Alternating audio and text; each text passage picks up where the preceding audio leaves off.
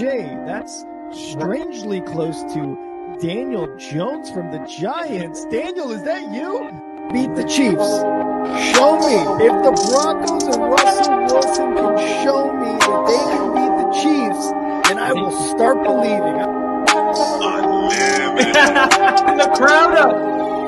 And so are this defense, and Kansas City won't snap the ball again. The Denver Broncos have beaten the Kansas City Chiefs. Dave Montgomery on the Lions, former Bear, gotta make this his revenge game for sure. David Montgomery gets the touchdown that ices the game. No! And there's the flag. There's flag. There's flag. There's flag. There's flag. Snap. Hold. Kick. Denver wins! Denver wins! Let's go! They open. No! What happened? Oh shit. Yo, what's up, everybody? Welcome back to the only football podcast tonight. Kyle and I are going over our top 10 favorite draft picks of all time. We're talking Bears and we're talking Broncos. After that, we're going to go into who we are looking forward to seeing in the NFL from the 2024 draft class. And of course, we're going to update you with some NFL news from this week. And then Kyle and I are just going to bullshit, but we're going to end it, of course, with the Chives with Kyle. Let's get it.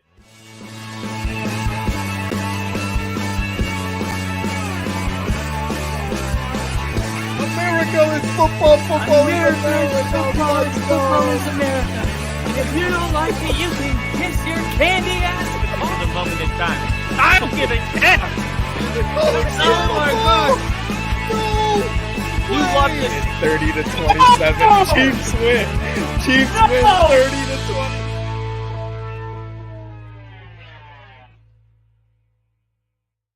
Woo! Ladies and gentlemen, welcome to the Only Football Podcast. We are exactly 6 days, 21 hours, and 5 seconds away from the draft kicking off. God. I know. My God. Well, now we're 6 days, 21 hours, and 0 seconds away. Oh, okay. My God. Is that how time works, Kyle? That's how time works. It doesn't stop, and neither do we. I'm Kyle, and that's Rick. Rick, that's Kyle. If this is your first time here, this is where you come for NFL draft information. This is where you come from style and clothes recommendations. This is where you come for music recommendations, movie recommendations. But right now, it's all about the draft. Porn. Oh, yeah, draft. Draft. But speaking of what you were jokingly saying, we are going to talk about which player we are most excited to see on the field, of course, and with their clothes on. So I'm excited. I'm excited for all that. But let's start off. And I was telling Rick, I was like, I think it would be cool to go through and say, who's your favorite top 10 Bears draft picks all time? And so of course I looked up like some lists just to see like what, how the Bronco fans felt about it. I'm not going to lie. A lot of the players on the list, I was like, I could understand and appreciate that, but it's just not my generation. Like, yeah, I love these players. I still have a lot of respect for them, but my top 10 is going to be a draft that I remember and a player that I remember being drafted for the most part. There's a couple players that I don't remember being drafted, but my earliest memories of being a Broncos fan were watching those players play. And I'm excited about this. So do you want to go like 10, 10, 9, 9, 8, 8, 7, 7? Yeah, I was going to say that'd be cool to just kind of go from, the 10th to number 1 overall. So yeah, I'm down to go. I'm down to go that way. Yeah. All right. Well, then I'm going to start here at number 10. Oh, yeah. And I'm going to name a player that most people may not remember, and it did not make a lot of lists, but this is a player that I remember being a favorite growing up, and this is Al Wilson. He was drafted in the first round, 31st overall. Of course, Denver had the last pick in the draft after winning. What Super Bowl was that? Tree. One of them. No, that was their second in a row. So yeah, they had the 31st overall the next year, and Fucking cry about it. yeah, it sucks, having the last pick, but so he was drafted in 1999. He played all 16 games his rookie season, and then in 2000, he played all 15 games, and then 2001, excuse me, he. Now, the reason this year stands out to me is because this is the first year I remember watching Broncos football. This was we had not Brian Greasy. He was my first jersey, and this was Al Wilson, the middle linebacker of this team. He made the Pro Bowl in 2001. When I remembered, he made the Pro Bowl in 2002. He made the Pro Bowl in 2003.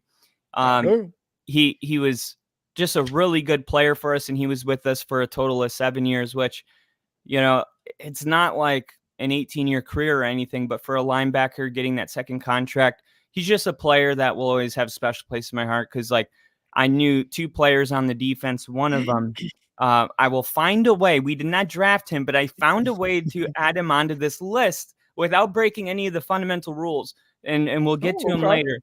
But he is one of 2 players that I remember growing up. Of course, I can't have like John Lynch on this list. He wasn't drafted by the Broncos, but Al Wilson was. Oh, really? Yeah. Oh, I had no idea. Yeah, John Lynch was a Tampa Bay Buck. Oh, that's right. Yep, that's right. Damn, I completely forgot about the Tampa Bay Bucks. Denver's always been really good at stealing a player late. We took Brian Dawkins at the end of his career. We took DeMarcus Wade. No. Where? Thank you. That sounded weird. I was watching the Heat last night. That was Dwayne Wade. But yeah, Denver's Peyton Manning. I mean, I could go down the list, but a lot of our best players that come to mind actually weren't drafted by the Broncos. So this did make it a little more challenging, but it was pretty easy for me because these are all players that I love. So I'm excited to see yours.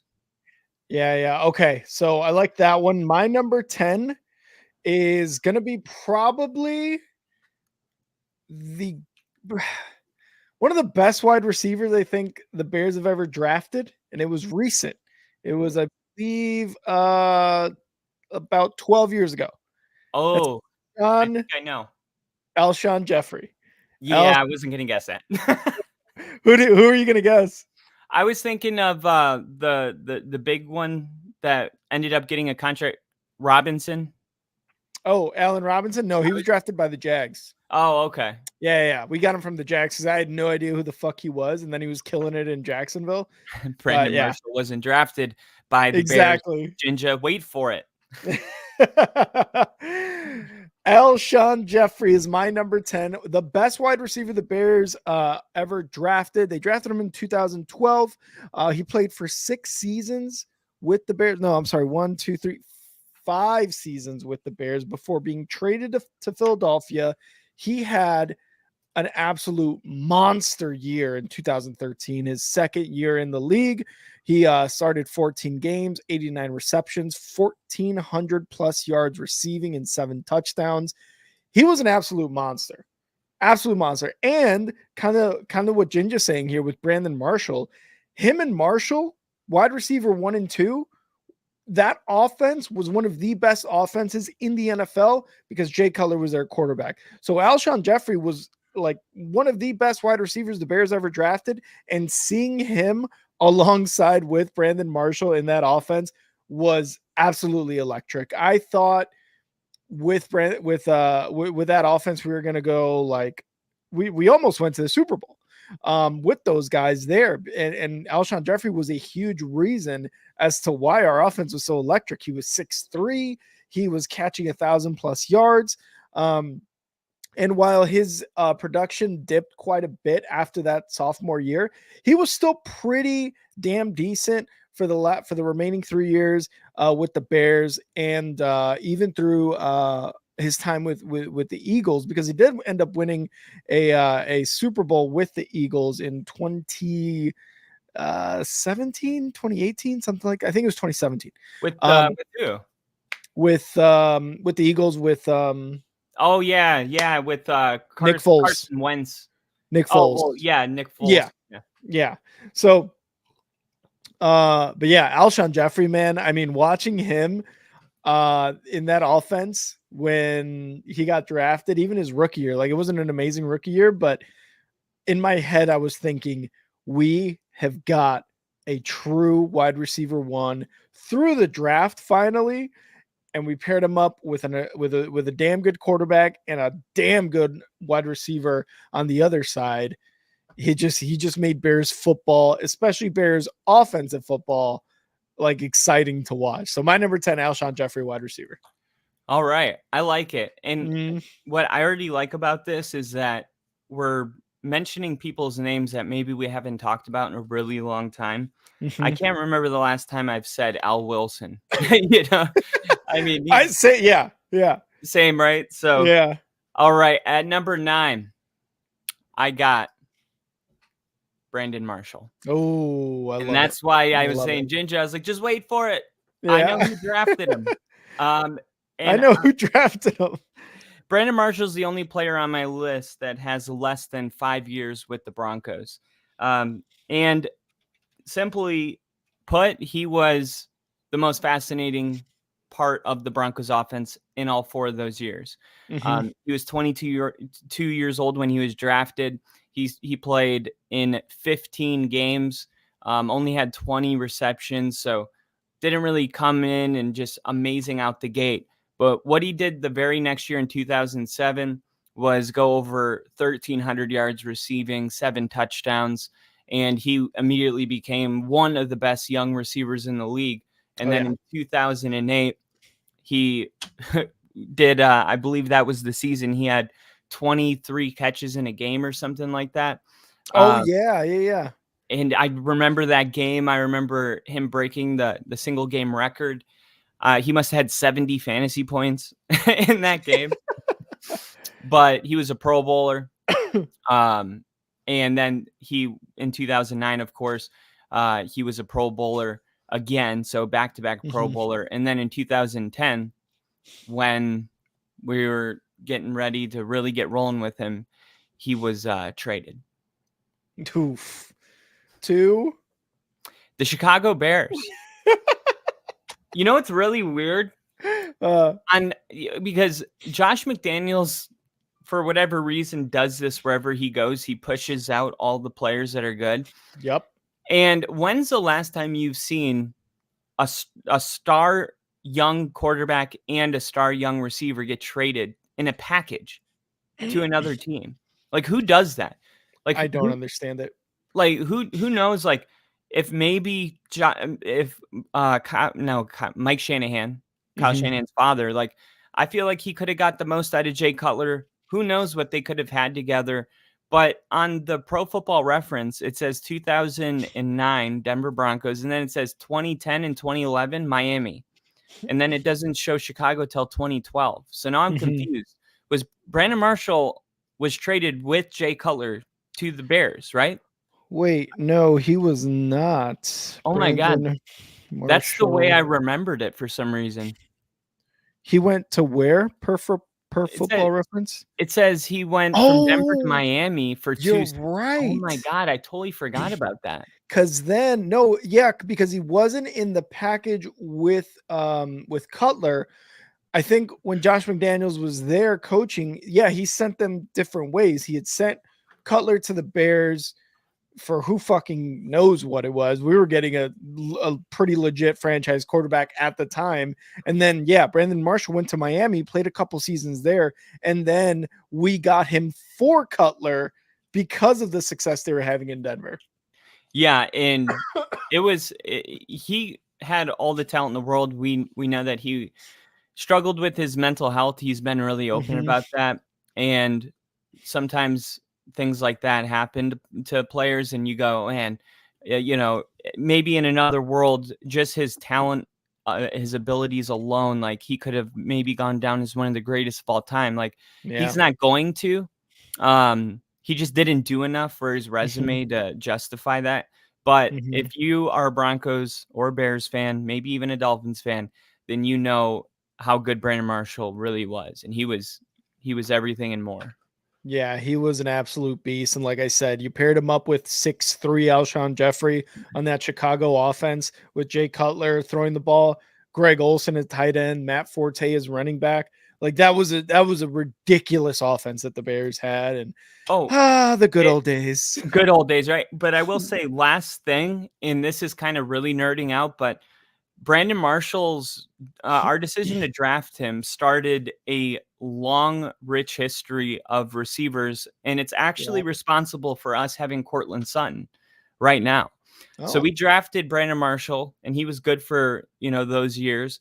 And then in 2010, when McDaniels pushed him out, we had to draft somebody. So we looked for the Brandon Marshall build, and I remember when we drafted Demaryius Thomas. It was like his NFL comp is Brandon Marshall. They're built very similar, and that's why we kind of went that way with Demaryius Thomas. And then after Demaryius Thomas, it was like Cortland Sutton's going to fill, and it's worked every time. It's like how the Packers get the quarterback right. We have been getting the receiver right. We've been getting the receiver right since we took Brandon Marshall. Yeah, that must be nice. Just saying, I'm off tomorrow drinking one of those monster liquor drinks. Pretty solid. Hell yeah, Ginger. There's this place in Nashville called Up Down. I think it's a famous country person owns the bar, but it's video games and beer inside. And it's pretty close to the airport. So every time my brother lands, we go and we drink those monster beers and play basketball and blitz. Fucking all jacked up, punching each other, breaking the joystick. Fucking bitch. Oh, I love it. I love playing video games. Fucking. No, you don't. Don't lie. You've never played a video game. You're right. I'm so poor. We used to play Madden all the time.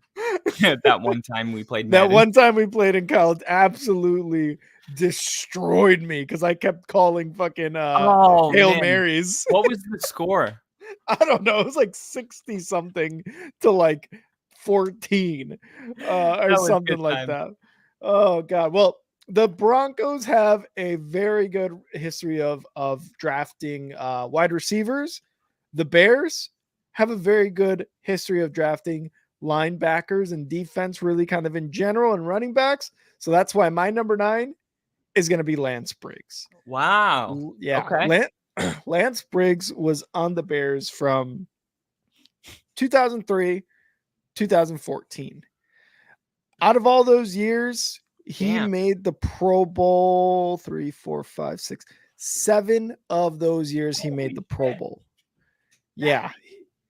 He was a first team all pro in 2005, which surprisingly not 2006 when that year when the Bears were absolutely dominant. They went to the Super Bowl that year.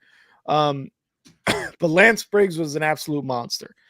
Outside linebacker with Brian Urlacher there in the middle, Hunter Hillenmeyer on the other side, and a couple other people as well on that defense. But Lance Briggs was an absolute monster, man. He would get interceptions, score touchdowns. In fact, he has 5 over his entire career, 5 touchdowns. He's got a ridiculous amount of interceptions for a linebacker. Let's see. He ended with 16 interceptions in his career. And like I said, 5 touchdowns as well. Tackles, we're looking at 1,181 combined tackles. That's insanity. 15 sacks over that. He wasn't really much of a sack monster, but when I say dominant and sideline to sideline linebacker, Lance Briggs was definitely one of those guys. And like I said, the Bears are just so good at being able to draft defensive talent, especially on the linebacker side, which my next few picks will probably be along those same lines. But Lance Briggs is my number 9.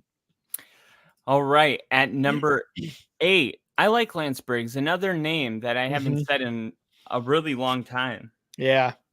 At number 8, this one's going to be sad. No.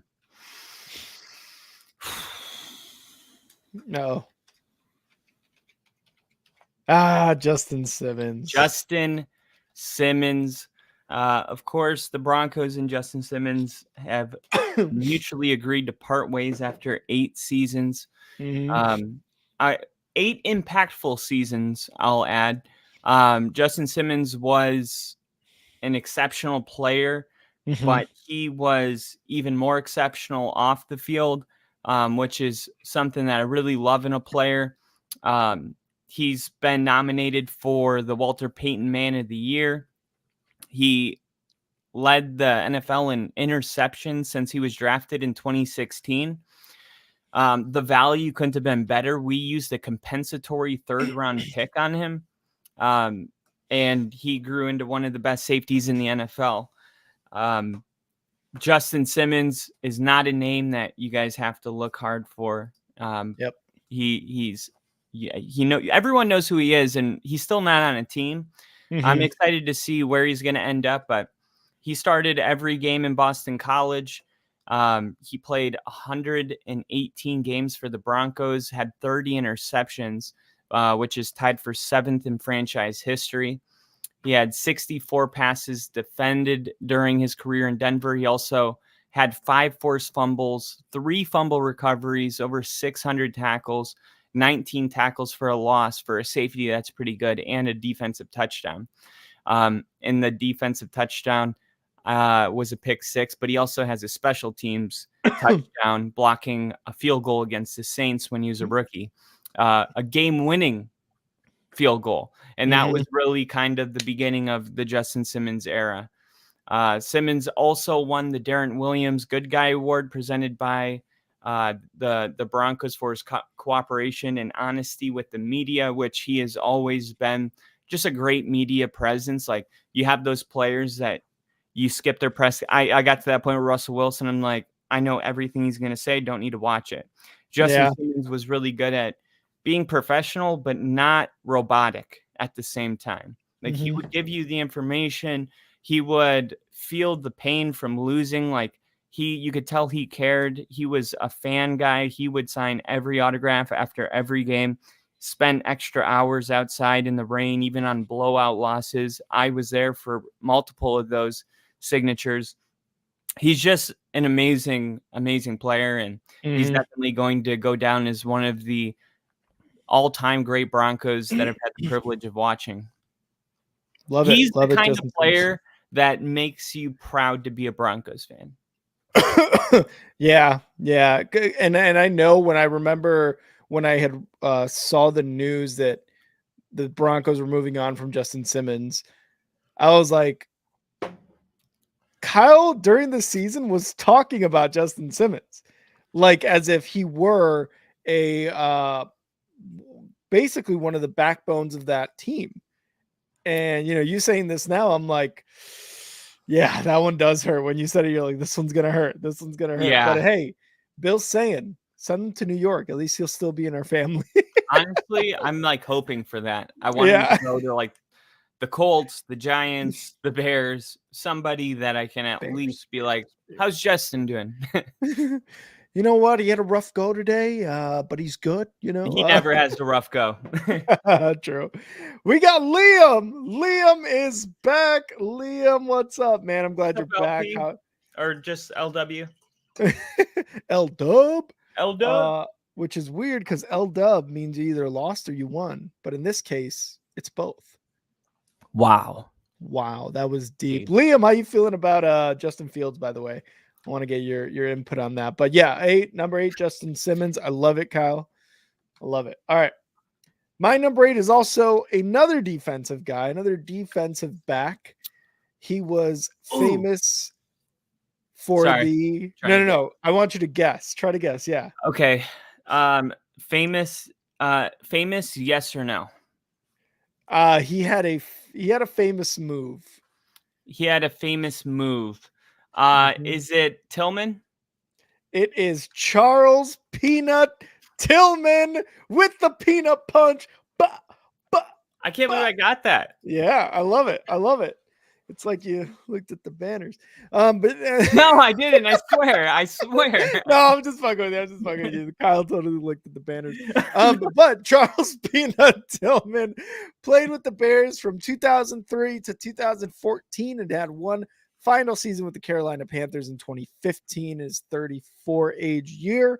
But while he was with the Bears, man, he was an absolute just monster at the cornerback position, which was weird because there was another cornerback that I really liked. His name was Nathan Vasher. Nathan Vasher didn't play with the Bears as long as Charles Tillman did, but Nathan Vasher was there like 2006, 2007, those years where the Bears were, at least the defense, were one of the most dominant units in the NFL. And Nathan Vasher also returned a failed field goal by the Giants, actually, for a touchdown. I think it was the Giants. I can't remember. But I loved Nathan Vasher over Charles Tillman. I actually wanted them to keep Nathan Vasher over Charles Tillman.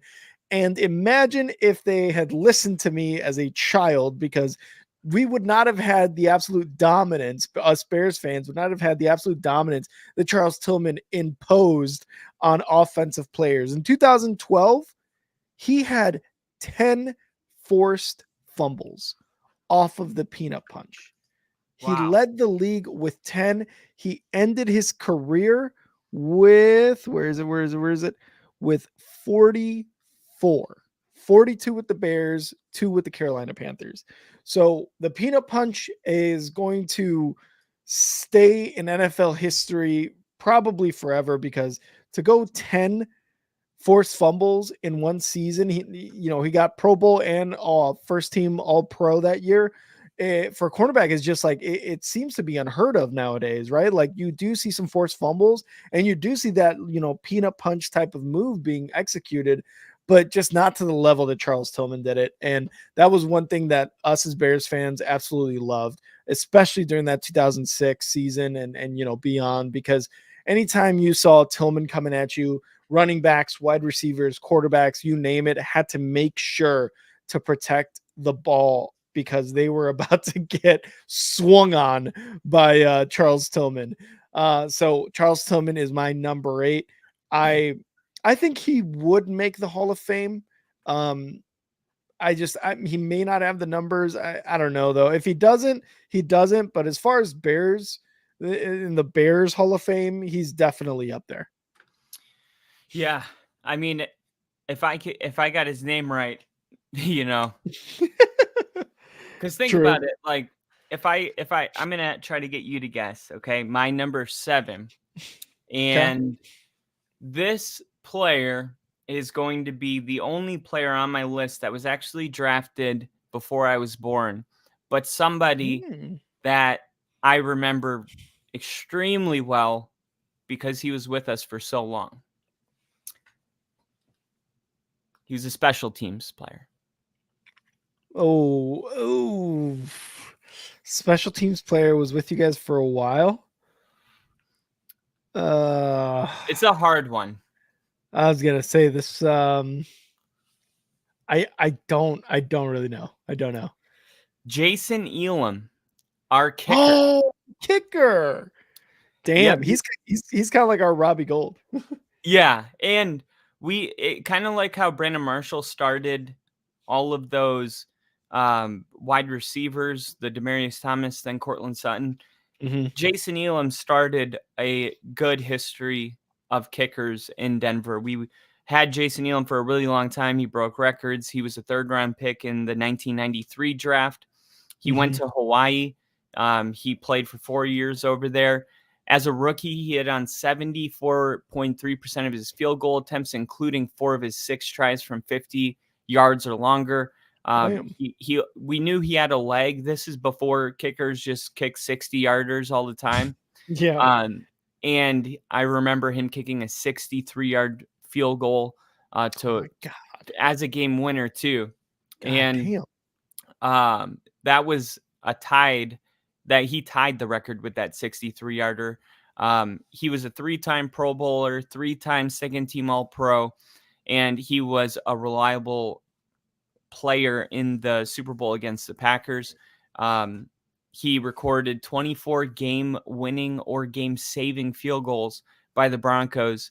And by the end of his time in Denver, he ranked second in NFL history in 50-plus yard field goals. After his 15th season with us, I think that's when we decided to draft Matt Prater. And then Jason Elam joined the Falcons as a free agent, and then he spent 2 seasons with Atlanta before signing a one-day contract with the Broncos in 2010 so he could retire a Bronco. But his career accolades are very long, so I won't go through them all. But Jason Elam has scored 1,786 points. He's made 395 field goals. He's responsible for one of our Super Bowl rings, and he's the first kicker that comes to mind when you think of the Broncos. Yeah, no, 100%. And when you said special teams, I was honestly thinking Matt Prater. Maybe Matt Prater, but like someone maybe like a returner or something. Yeah, I didn't want to say kicker. Yeah. Because then it's like, okay, like it's either Matt Prater. Not that other people remember other people's kickers. Some of them you do. Like I feel like Jason Elam's very memorable. Yeah. And it's a popular last name. So even people like I remember riding the subway one time and I asked this lady, I was like, she said her last name was Elam. I was like, are you related? And she was like, to Jason Elam? No, I'm not. And she's like, everyone always asks me that. So that must mean that he's kind of popular. Yeah.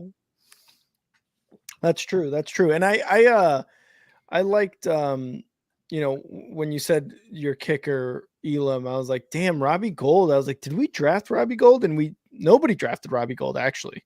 Wow. Undrafted? Yeah, he was an undrafted rookie that was signed after the draft, which is it's crazy. But Elam, great pick there. I like it. Thank you.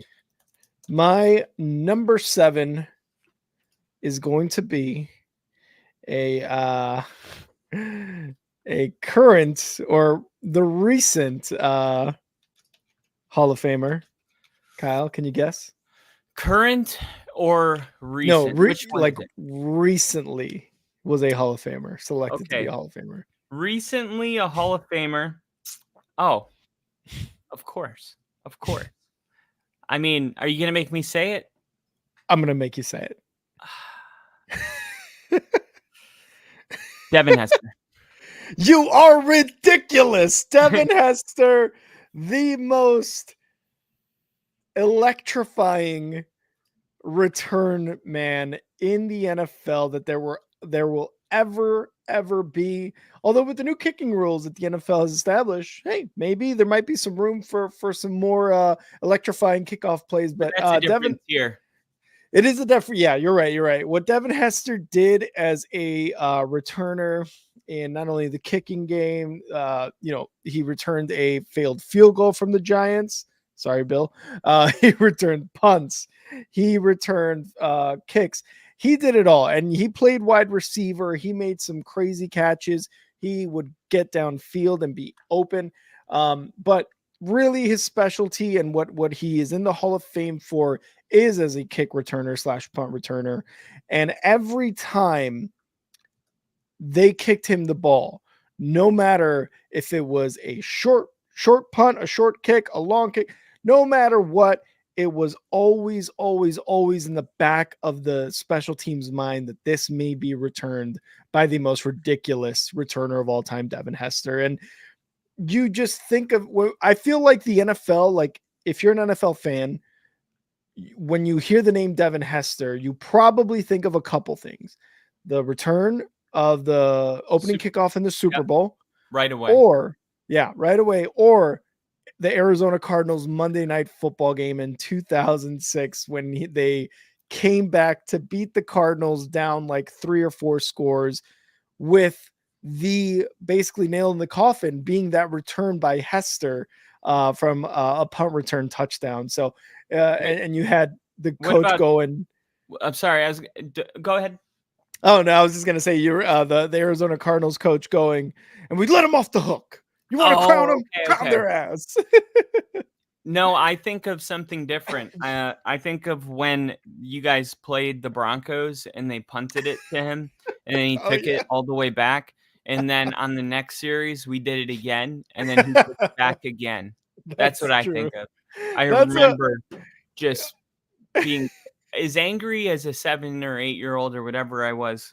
No, I was Yeah. probably like 12 when that happened. I was gonna say you weren't that young, but yeah, you definitely remember that game specifically for Hester for sure as a Broncos fan. But I think the Cardinals one. Like if you're just like a regular like outside of the Bears and Broncos, and you're definitely a Cardinals fan, you definitely remember that, and you definitely remember the Super Bowl, which is the only time that's ever happened, and probably the only time it ever will happen. So Devin Hester is my number 7 pick. And to be able to watch him, man, like growing up, like really getting into the Bears at that age, like 2 seasons into my Bears fandom, you have the most electrifying kick returner of all time, and you're watching him. You're watching this unfold in front of you, and you don't know it yet, but he is going to be the most electrifying guy, future Hall of Famer, because of his ability to return these kicks or punts for a touchdown. So my number 7, Devin Hester. You are ridiculous. The funniest thing just happened on Twitter. It just like glitched, and guess what it said at the top of the screen? It said Barstool Sports is hosting the only football podcast, and it says, I'm like, what? Fuck? Wait a minute, let me look into this. You're like, how? Hey, if it is happening, I'm grateful for it. So I was gonna say, let's do it. I'm down. Pay I'll me, stock a Portnoy. beer, I'll show you my butthole, whatever. All right, at number 6. Sorry. You're good. At number 6, I have Demaryius Thomas. Yep. Demaryius Thomas was a gift to the world. That's why he was born on Christmas Day. He was one of the greatest Broncos of all time. He was a star on and off the field. He's responsible for game-winning catches, game-winning moments.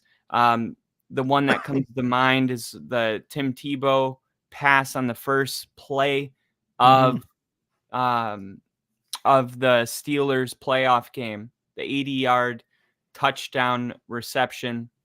He's just an incredible person. He there was a lot of stuff. I remember when he was playing for us, Barack Obama actually pardoned his mom who was in prison so she could come out and watch him play for the first time. I remember that game being emotional. He was raised by his grandmother.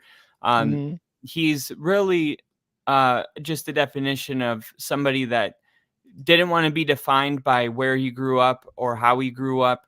He definitely had a harder path to success, but he was such a light, and he carried himself in a way that was just so contagious. Like you wanted to be around it. His smile could light up a room. And the news when he passed away 2 years ago was definitely like the hardest I've ever felt for somebody that's not family. And that just tells you the impact that he was able to have, even on the people that he never met, like myself. Demaryius Thomas is, in my opinion, a Hall of Famer, and I think he's the greatest wide receiver in Broncos history. I love it. It's kind of crazy, right? Because you said the loss, his loss to you didn't know him, he wasn't family, he wasn't a friend, but it hit hard. It's crazy to think about it because we watch this game and we get attached to these guys, and one of the guys that I'm going to have on my list, higher up in the list, was when he left the Bears.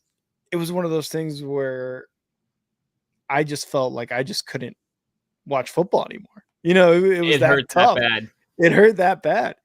And I just thought, well, there's no Bears football without this guy. There's literally no Bears football without this guy. So, but yeah, man, I know what you're saying is what I'm trying to say. So I'm excited.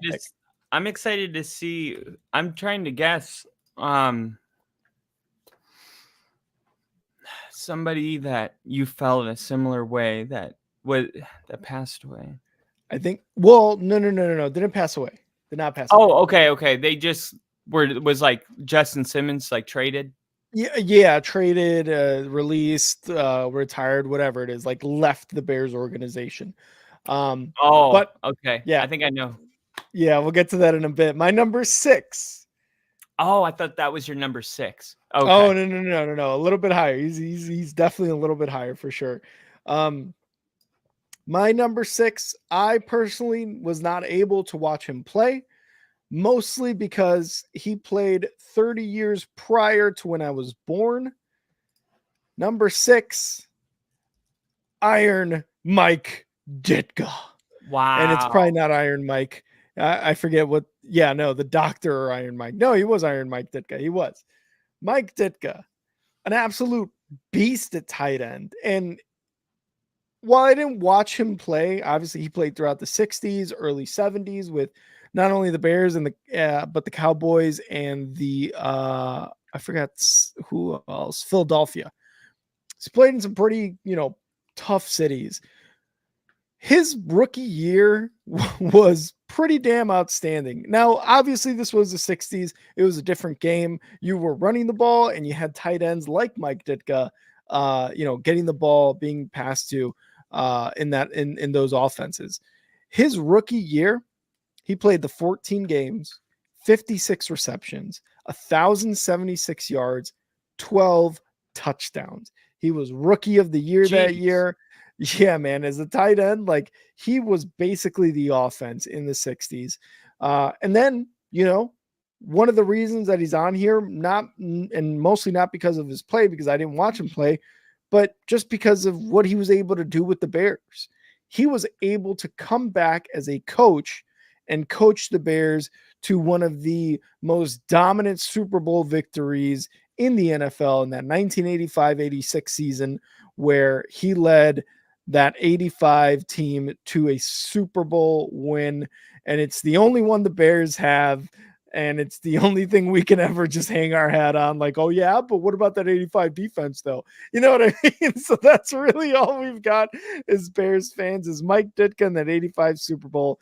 And, to me, that's why Mike Ditka makes it on this list. Like I said, I didn't get to watch him play, but he was very dominant at his tight end position. He's a Hall of Famer, and he came back to the Bears to coach them to a Super Bowl win. My number 6 is Mike Ditka.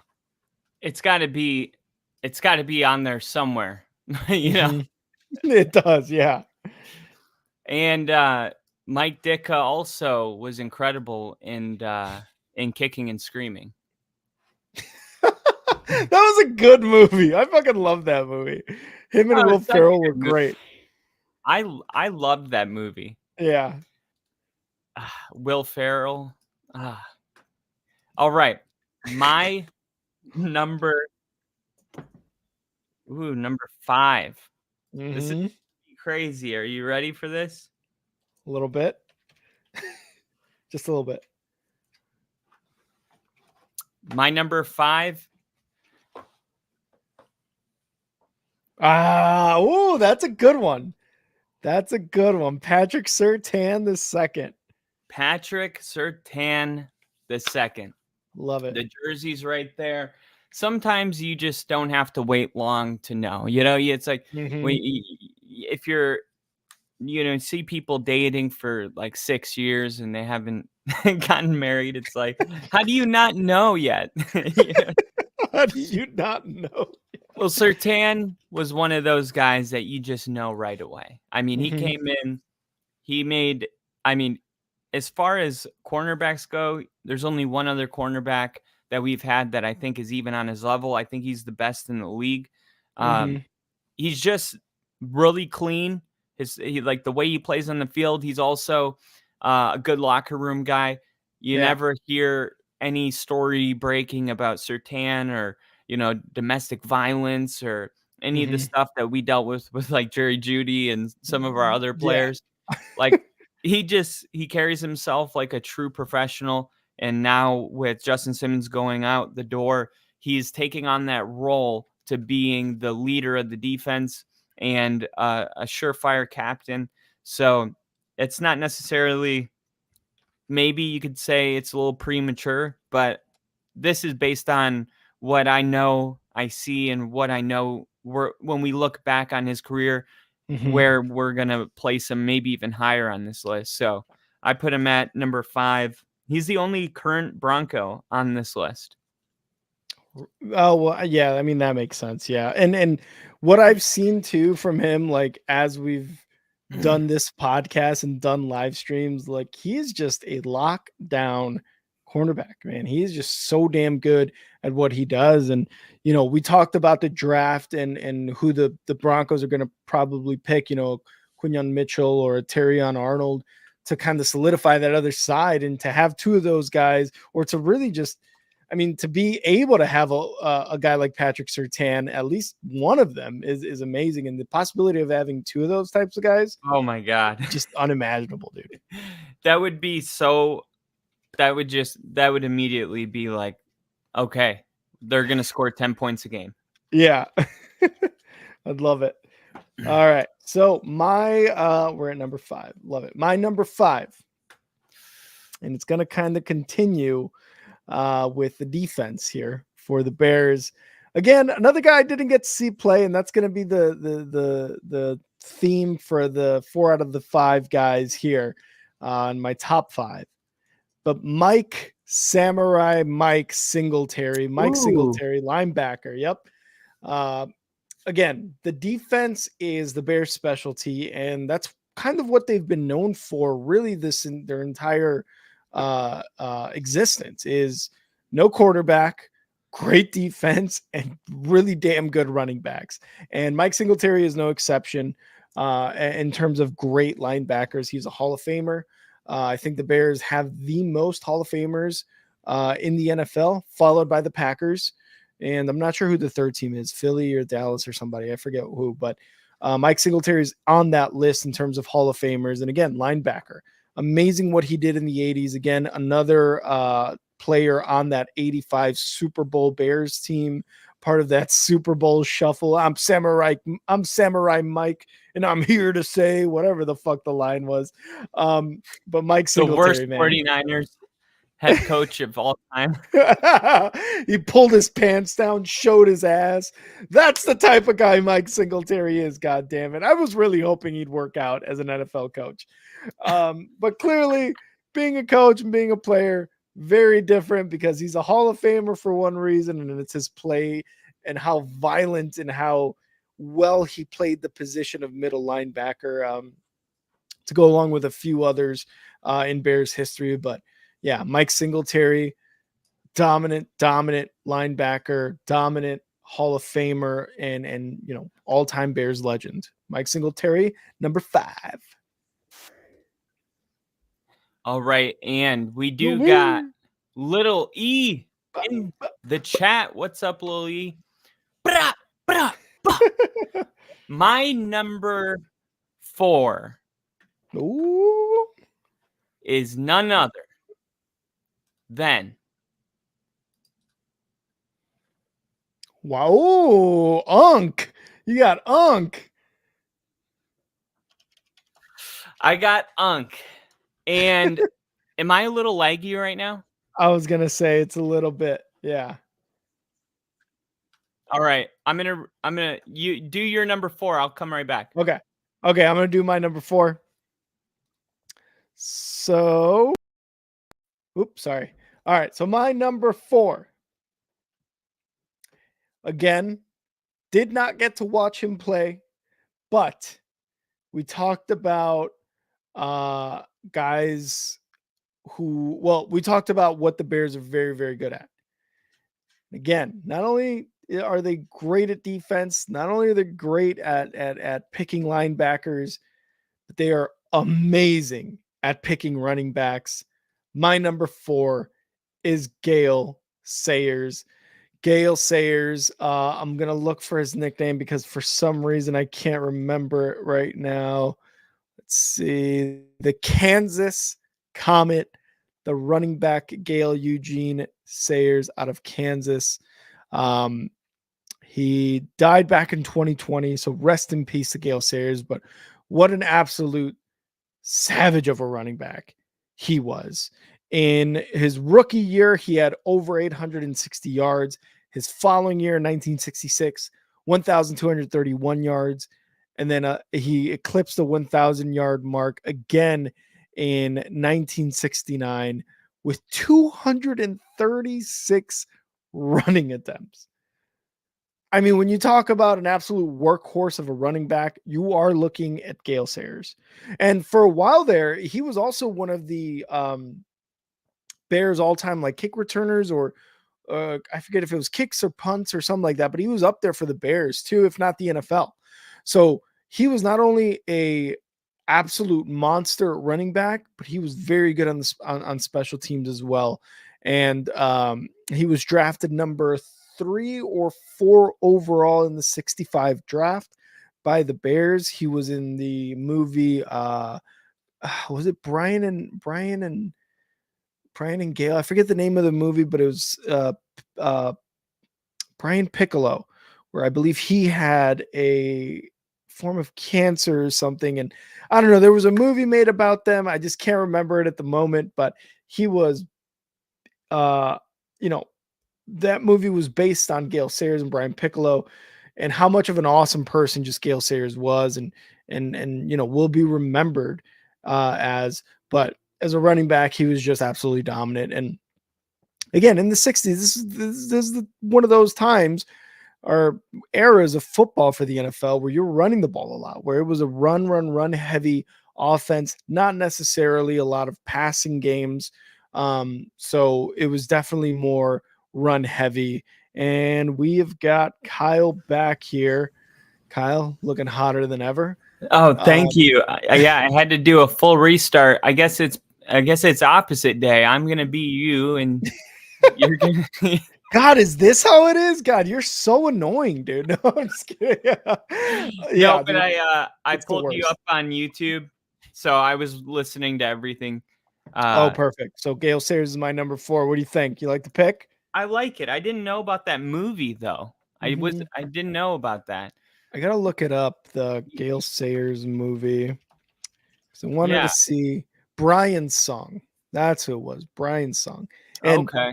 Yeah, Gale Sayers wasn't in it. It was actually Billy D. Williams playing Gale Sayers with James Caan playing Brian Piccolo. And let's see, embryonal cell carcinoma, which is a rare type of testicular cancer, which is what Brian Piccolo had. So the name of the movie is Brian's Song. And it features those 2 players in that movie. Okay, I'll check it out. Yeah. All right, my number 4. You'll never guess who my wait. Is it Shannon Sharp? How could you have possibly known that? Number 4, because he wore number 84. You may, and I'm talking to the younger fans of this show, you may know him from Undisputed. You may know him from his podcast with Cat Williams. Interviewing Cat Williams. You may, interviewing Cat Williams. You may know him from a lot of places because he's turned into a star.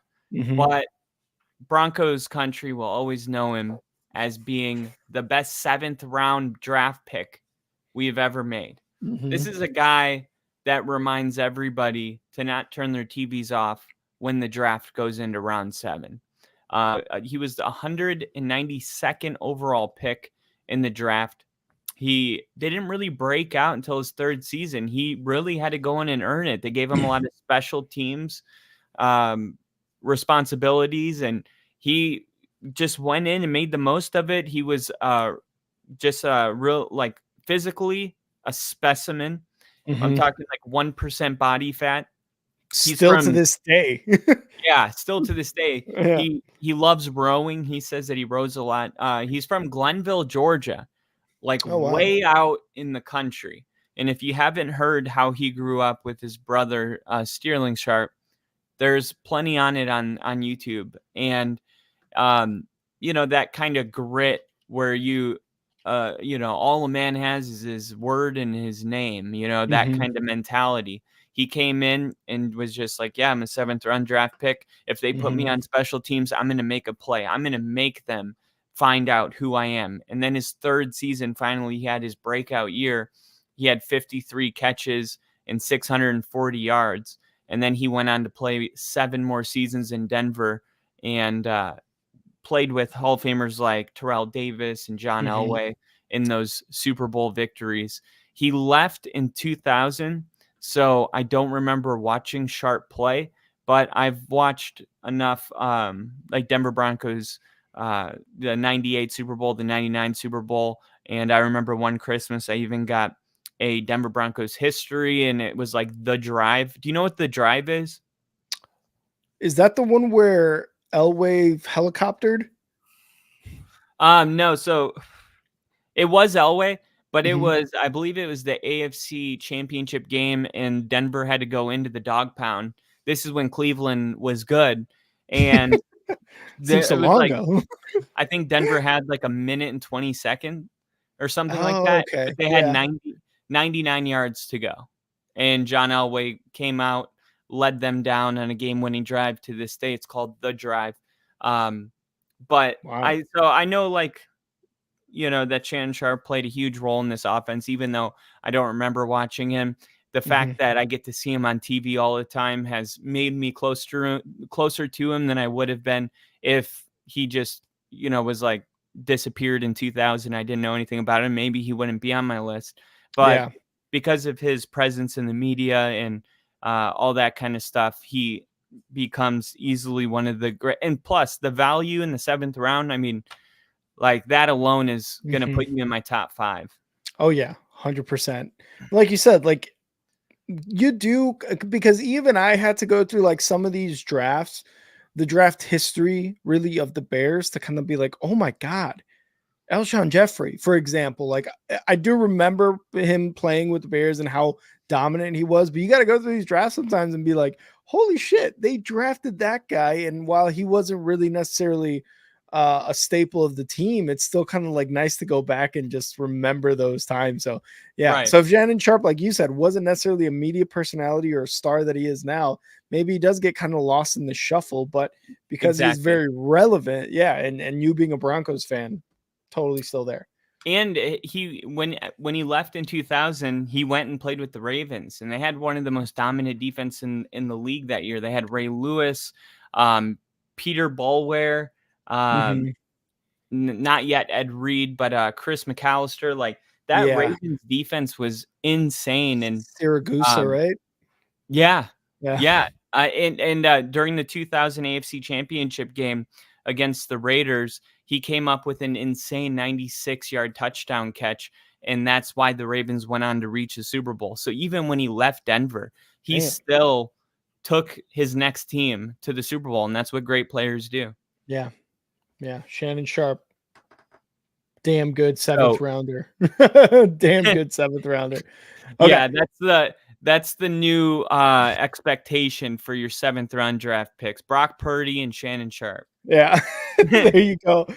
Bill. So I see Bill's got his top 5 for the Giants. Ooh. If anybody else listening wants to put their team's top 5 of like draft picks, where we'll show them. You're a Ravens fan.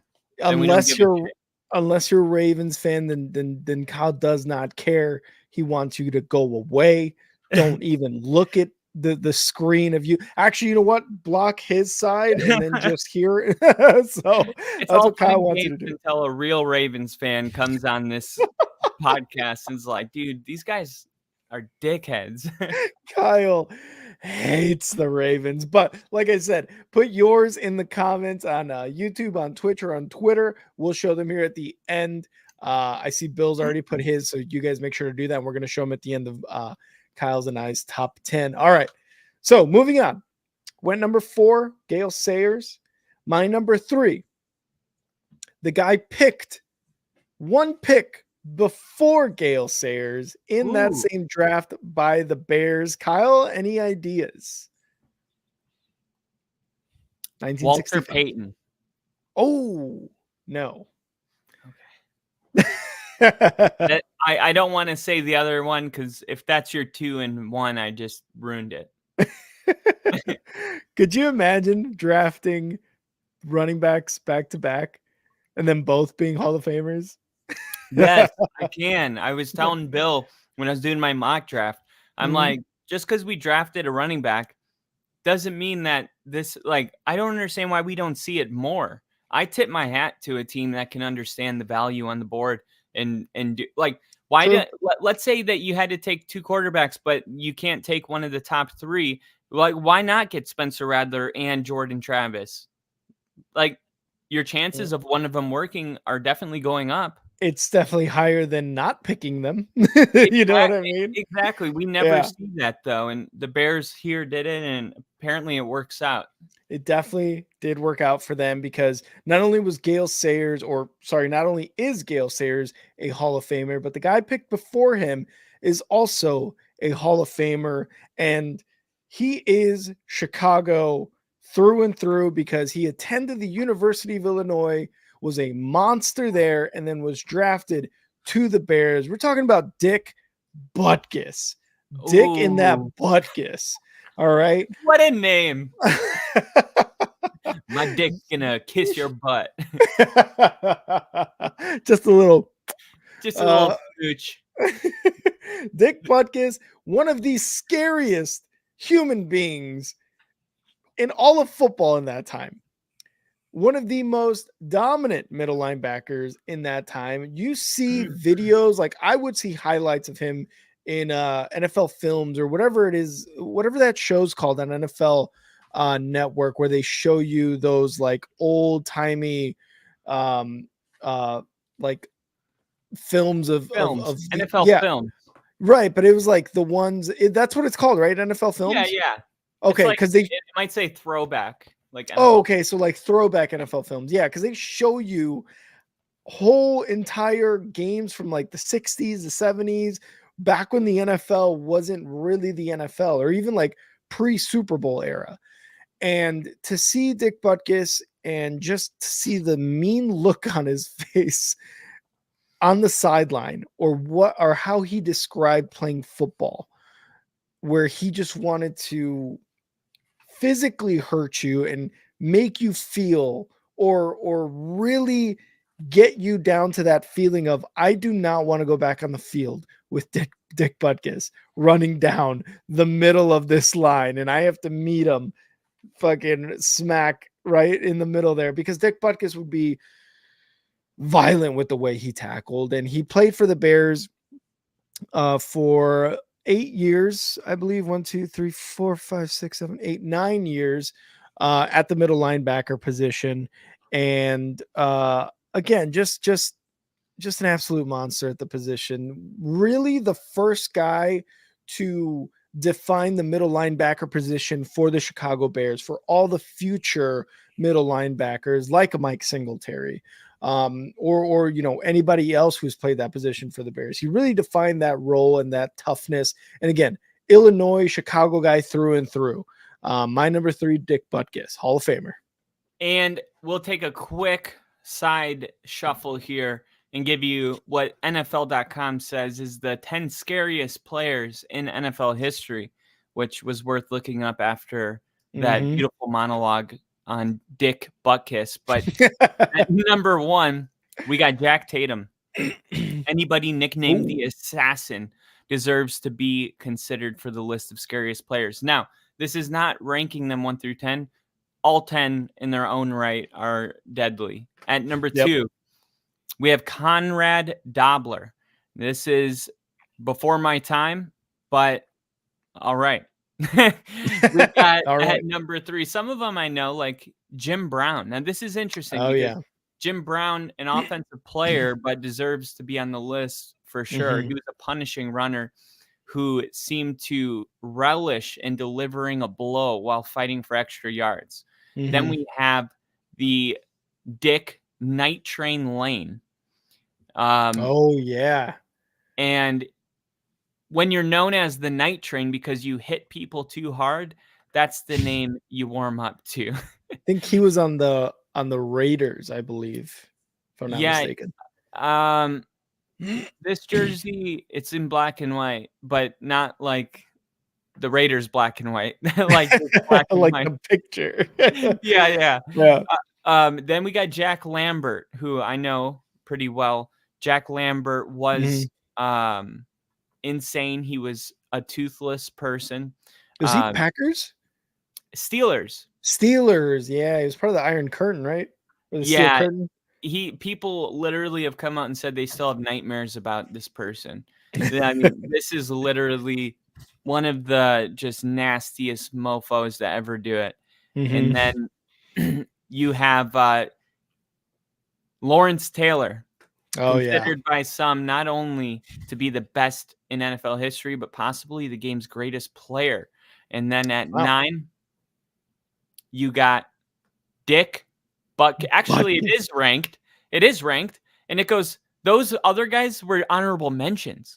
When I said Lawrence Taylor, that kicked off the top. Or no, Dick Butkus was 6. So we're doing the top 6. Dick Butkus was 6. Then Chuck Bednarik. Then Deacon Jones. Lawrence Taylor at 3. Number 2, scariest of all time, Dick Butkus. Not only was Butkus the player, a tough guy player, but just saying his name is enough to cause fear in opposing players. Sports Illustrated called Butkus the most feared man in the NFL in 1970, and there were only few who could argue.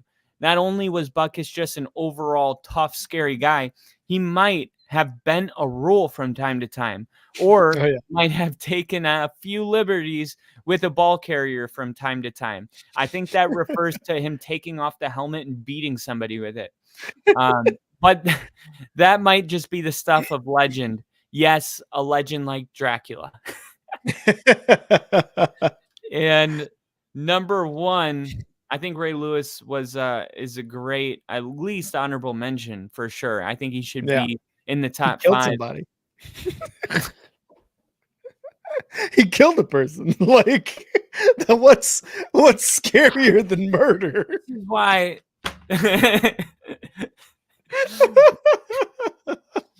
At number 1, we have Jack Youngblood. Jack Youngblood. I know him pretty well. It might be from Madden. It might be from NFL films, but we all know that Jack Youngblood played in the 1979 NFC Championship game and the Super Bowl with a broken leg. And I'm going to read that again. We all know the story of how Jack Youngblood played in the 1979 NFC Championship game and the Super Bowl with a broken leg. If you haven't had a broken leg before, you don't understand how difficult this is. Wow. But the dude... I can only imagine.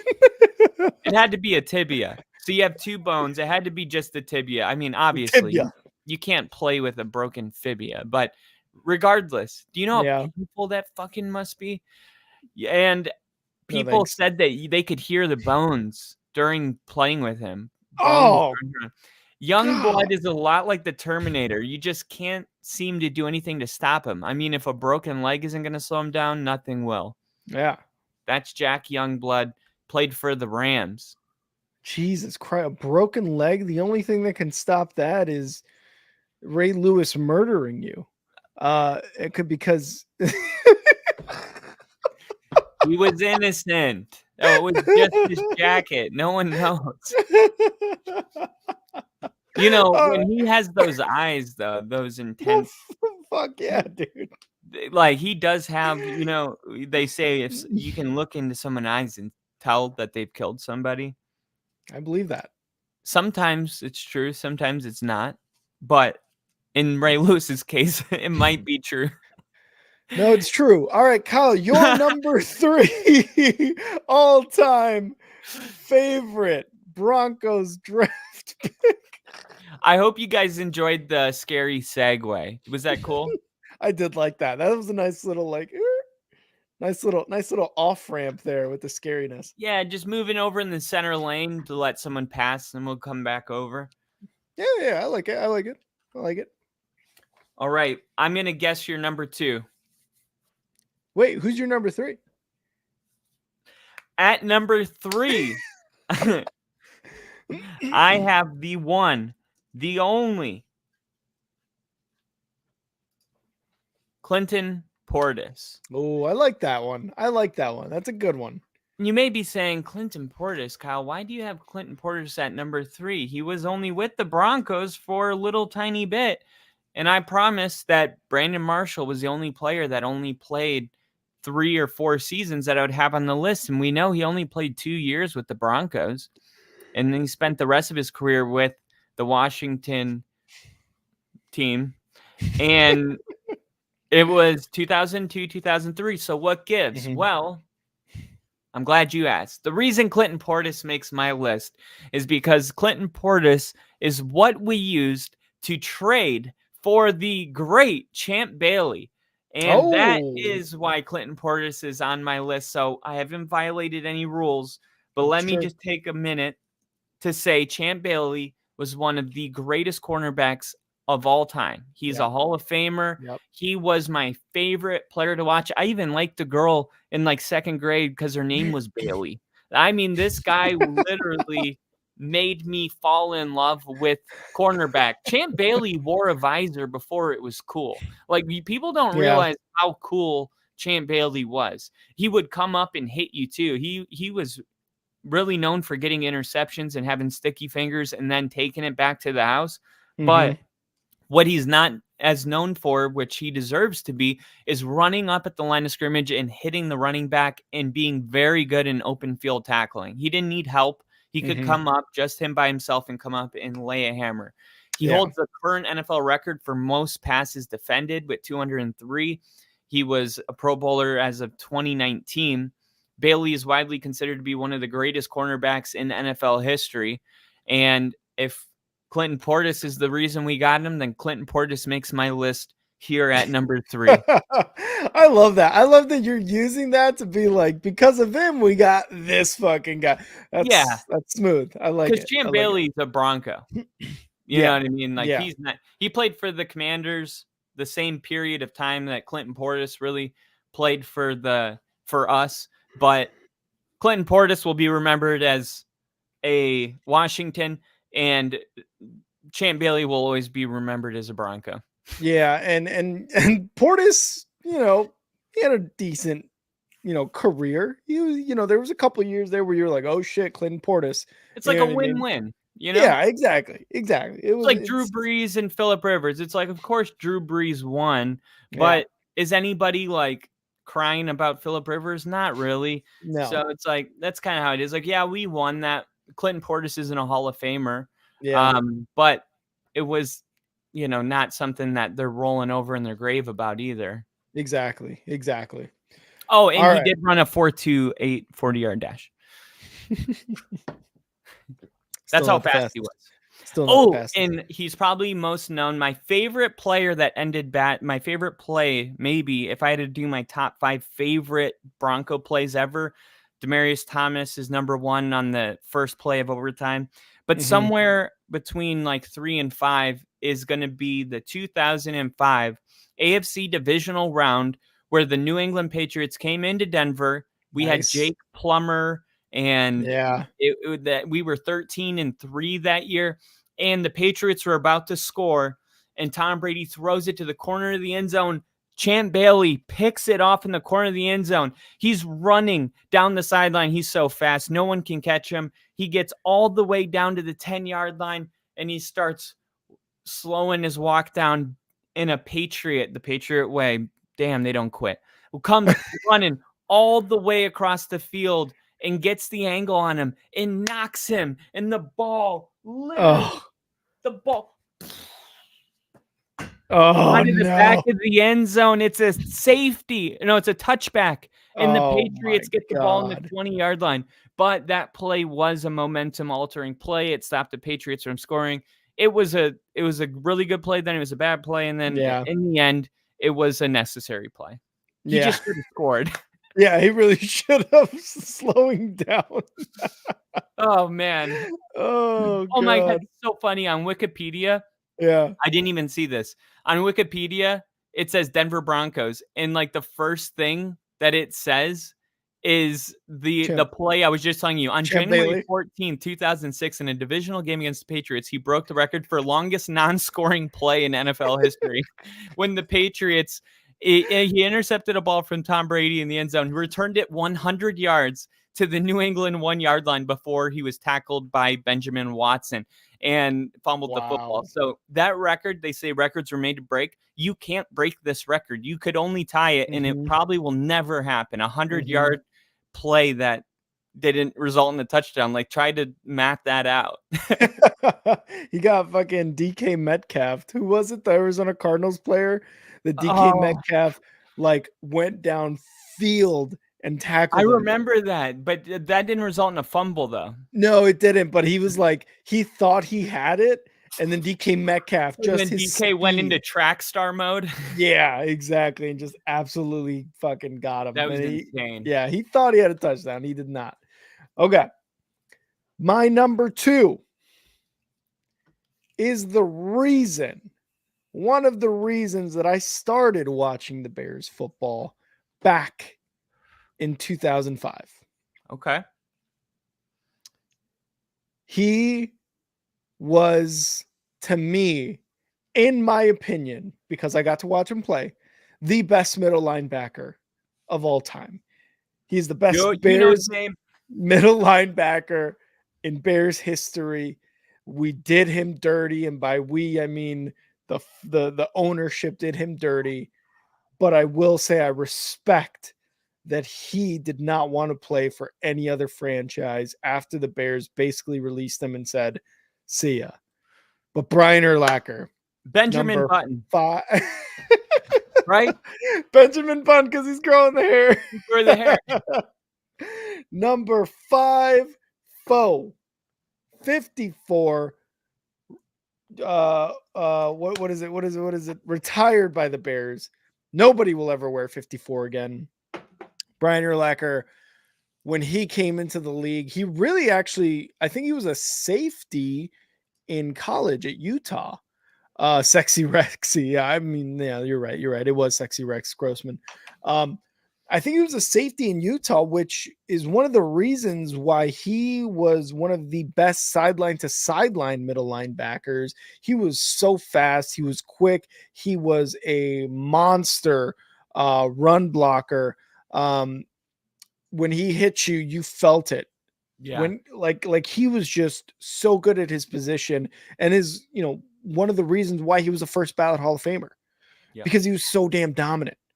I loved watching him play because there was times where I was like, oh no, Brian Urlacher, when he got juked out by Tom Brady, when he got absolutely run over by the bus, the Pittsburgh Steelers running back, what was his name? Jerome Bettis, the bus. There was times, and this happens to everybody, Brian Urlacher gets run over and juked out. Ray Lewis, gets acquitted on something he actually did. Other players get sacked. But Brian Urlacher, through and through, was one of the most dominant linebackers. He would intercept the ball. He would get sacks. He would stuff the run. He could keep up with wide receivers in coverage. And he was the captain of that defense in one of its most dominant runs in Bears history. And it sucked because he never won a Super Bowl. He got to the NFC Championship, lost to Ginger's Colts. How dare you, Ginger? How dare you do this to me? But he is the epitome of a Bears middle linebacker. Obviously, it's Dick Butkus. Obviously, you have Mike Singletary, and you've got a ton of other linebackers. Lance Briggs was my number 10. You got a lot of guys, but the reason I started watching football is because of Brian Urlacher and how good he was on the Bears as a middle linebacker. You're lying. And really, like, he made the defense so much fun to watch. You know what I mean? Like there's players where the team is good, but there's players that you turn the game on and you're like a Devin Hester, for example, right? You're like, this guy's going to do something. This guy's going to do something no matter what play it is. Brian Urlacher was one of those guys where when you saw 5-4 run out there for the coin toss, you're like, this is going to be a fucking game. And of course he had the tattoo around his bicep, the what do you call it? Barbed wire tattoo. That's what he had. I got a barbed wire tattoo. I got a barbed wire scar too. on my Do leg. you? Show it. When are you gonna show it? No, I can't. I can't show you my nasty leg. You guys wouldn't even want to be here anymore. We got Crafty in here. Crafty, just like it says here, top 10 favorite draft picks from our favorite team. So we're going through our list 10 through 1. And if you want to rewind it right now to see our number 10s through number 1s, please go right ahead. And again, Bill has his list. He says he's reworking his, but if you guys want to put your list in the comments, please do. We're going to show it at the end of this after ours. But again, Brian Urlacher, one of the reasons I started watching Bears football, Monsters of the Midway. He was one of the monsters of the Midway and will continue to be one of the monsters of the Midway. And it's just sad that the ownership kind of, did him the way they did him when he was still wanting to play, football. I mean, he was on the Bears for 13 seasons between 2000 and 2012. And after that 2012 season, they just said, we don't want you. We're redoing everything. And I think it was oh my God, I'm forgetting the GM, but I'm going to put worst Bears GM ever because he had to be on here. Who was the GM? Right now, they're saying Ryan Pace, but it was not Ryan Pace. I'm going to look it up real quick because this GM in 2012, I think, was the worst one of all time. Everybody put a dog shit in the chat for Rick not remembering. I mean, honestly, though, because that was one of the worst times of my life as a Bears fan. You probably blocked it out. I think so. That's what we do in drama. And it was, and it was such a brief period that this guy was the GM that it doesn't matter anymore. But God, those 2 years were so bad. But either way, they got rid of Brian Urlacher and they fired the GM. Exactly. They're like, you know what? Fuck this guy.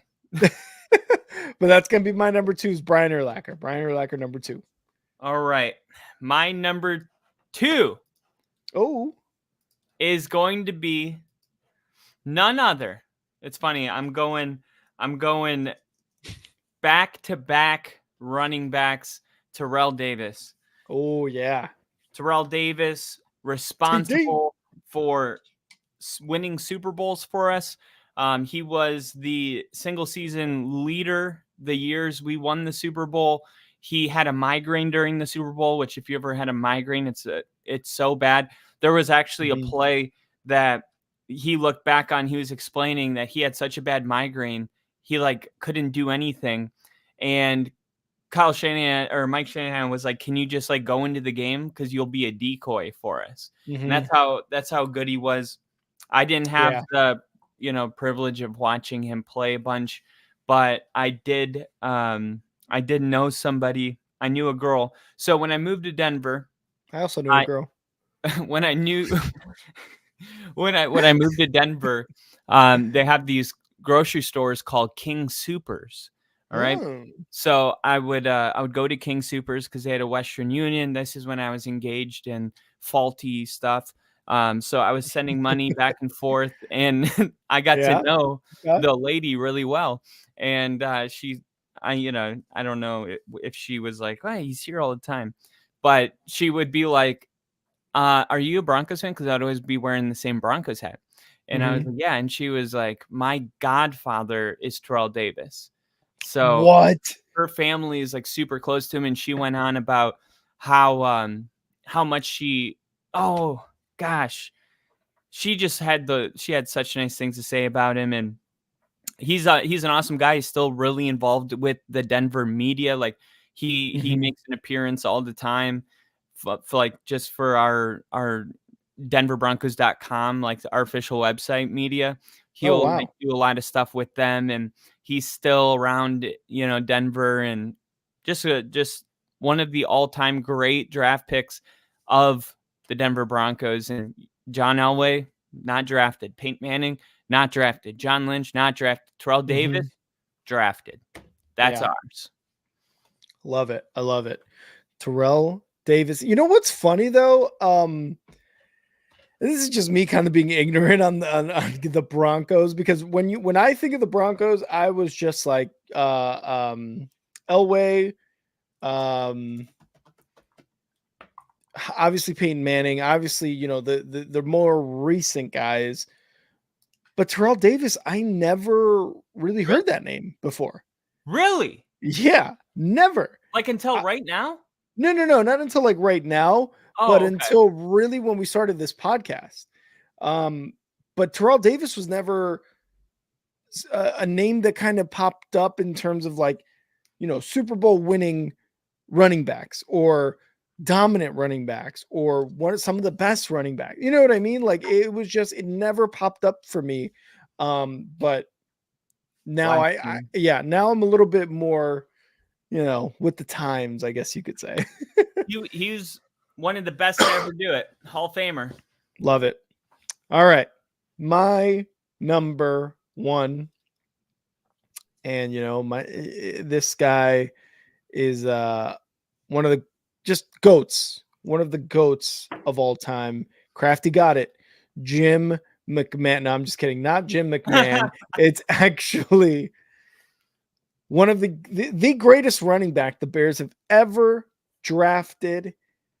He held the rushing yards record for a very long time until Emmitt Smith's bitch ass broke it. Walter Payton. Sweetness Payton. Walter Payton, obviously one of the greatest running backs of all time. And as a Bears fan, I'm going to say it. He was the greatest running back of all time. Obviously. Homer. What'd you say? Homer. Exactly. And it's a Homer take, 100%. Obviously, Terrell Davis was the best running back of all time. Obviously, Terrell Davis was the GOAT. You're right. Some people will say Dickerson from the Rams. Some people say Emmitt Smith, Jim Brown. It is what it is. But Walter Earl Campbell. Like Walter Payton was one of those dudes, and he will always be one of those dudes from the running back position. Because similar to what you were saying with Terrell Davis and Shanahan saying, hey, you go in there because you're just going to be a decoy. Unfortunately, that's kind of what happened to Walter Payton in the Super Bowl. He unfortunately never was able to get a touchdown in the Super Bowl, even though the Bears scored like 70 points or whatever it was. But he never actually got one because he was used as a decoy. The Patriots in that 85 Super Bowl were always on him. They were focused on him, and he never got to score in the Super Bowl. And for, some people are like, yeah, but you won the Super Bowl. But to Walter Payton, it meant a lot. It meant a lot to score. And unfortunately, he wasn't able to, which is still one of the saddest things, really, when you think about it. But throughout his career, Walter Payton was just an absolute monster at the running back position. He kept in shape. He did like ballet. He did everything he could to be the best running back he could be. And all of that hard work paid off, because even to this day, even when he retired and was placed into the Hall of Fame, they still talked about him as one of the GOATs of a running back. So no matter what, it does suck that he didn't get a touchdown, but to win a Super Bowl and to be one of the greatest running backs, he didn't get a touchdown in the Super Bowl. Yeah. Oh, okay. I thought you meant like ever. No. That would have sucked. Do you mean Super Bowl? That would have really sucked if he never got a touchdown. That would have been interesting. Yeah.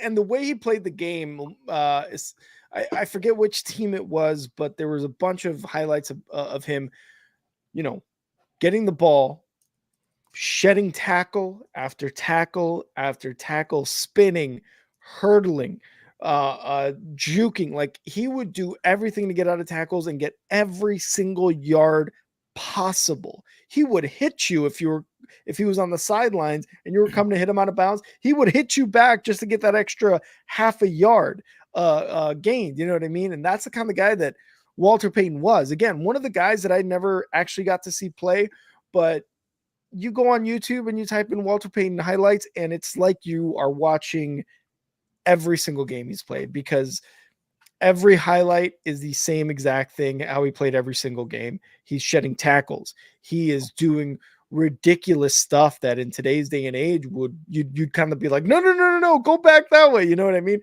He would run left, juke, go back right, get some blocks, and then he's gone for a touchdown. A head coach's So, nightmare.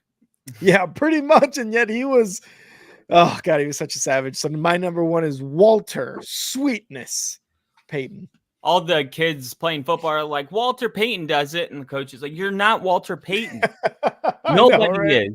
Only Like, Walter Payton can do that. Stop it. Don't you ever try to be Walter Payton, you loser. He was 5'10", 200 pounds. You know, nothing Yeah. crazy, you know? Mhm. I think Adrian Peterson's like 6'2", 6'3". Yeah. So he was special. I mean, you talk about somebody that played with the Bears from 75 to 87, you know, Yeah. running backs don't normally last that long. And when you look at it, he stayed remotely healthy, only playing in less than double-digit games once in his whole career. And that was only 9 games, you know, Yeah. 1 game short of 10. Yeah. No, he was something special. And again, just in the lore of the NFL, he will always be like one of those goats at that position. He did have 6 interceptions too. For Walter Payton? Yeah, isn't that weird? Yeah, that is kind of weird. I would have never ever thought that. It says additional career statistics. Passing 34, 11, 331. He threw 6 interceptions. 8 touchdowns. Yeah. Oh, okay. Yeah, no, that checks because he was like, what's that? Like, is that from like flea flickers where the running back? No, because the running back on a flea flicker, he gives it back to the quarterback. Did they used to run that a lot? They would probably do like, hey, I'm going to pass it backwards pass, and then you're going to pass it forwards. Okay. Yeah. Or he'd be quarterback. Yeah. Fuck it. Yeah. Walter Payton. Fuck it. Someone's down there somewhere. He out there somewhere. Yeah. All right. My number one. You know who it is. Rick knows who it is. The one, the only, the gold statue to come. I'm coming. The best defensive player of all time. Best pass rusher of all time. Von Miller. Von Miller. Crafty said Tebow. How dare you bring up Tim Tebow in a moment like this? Dude, I don't have to say much. Everyone knows who Von Miller is. Like some of the other names you kind of want to do like a little information because it's like to remind everybody, but no reminder necessary. Like Von Miller, he's responsible for winning a Super Bowl. He is, I believe, the last defensive player to win the Super Bowl MVP. He single-handedly destroyed a player's career in Cam Newton with multiple, and not even kidding. He was just never the same after that game. Yeah. If there had to be like a picture to kind of sum up Von Miller, like what do you think of when you think of Von Miller? I put the picture in here, so I'm going to put it up really quick. This is what will always be thought of.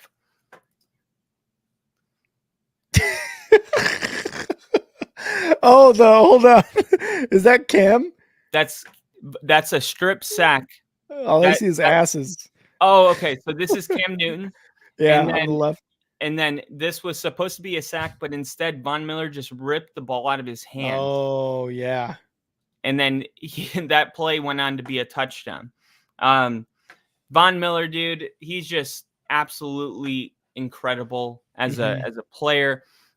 He has the franchise record with 110 and a half sacks in Denver.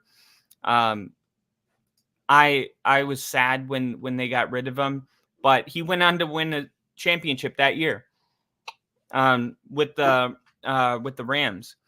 So, I mean, Von Miller and Tom Brady have always had an interesting relationship, especially during the Peyton Manning years, because Denver kept meeting the Patriots in the playoffs.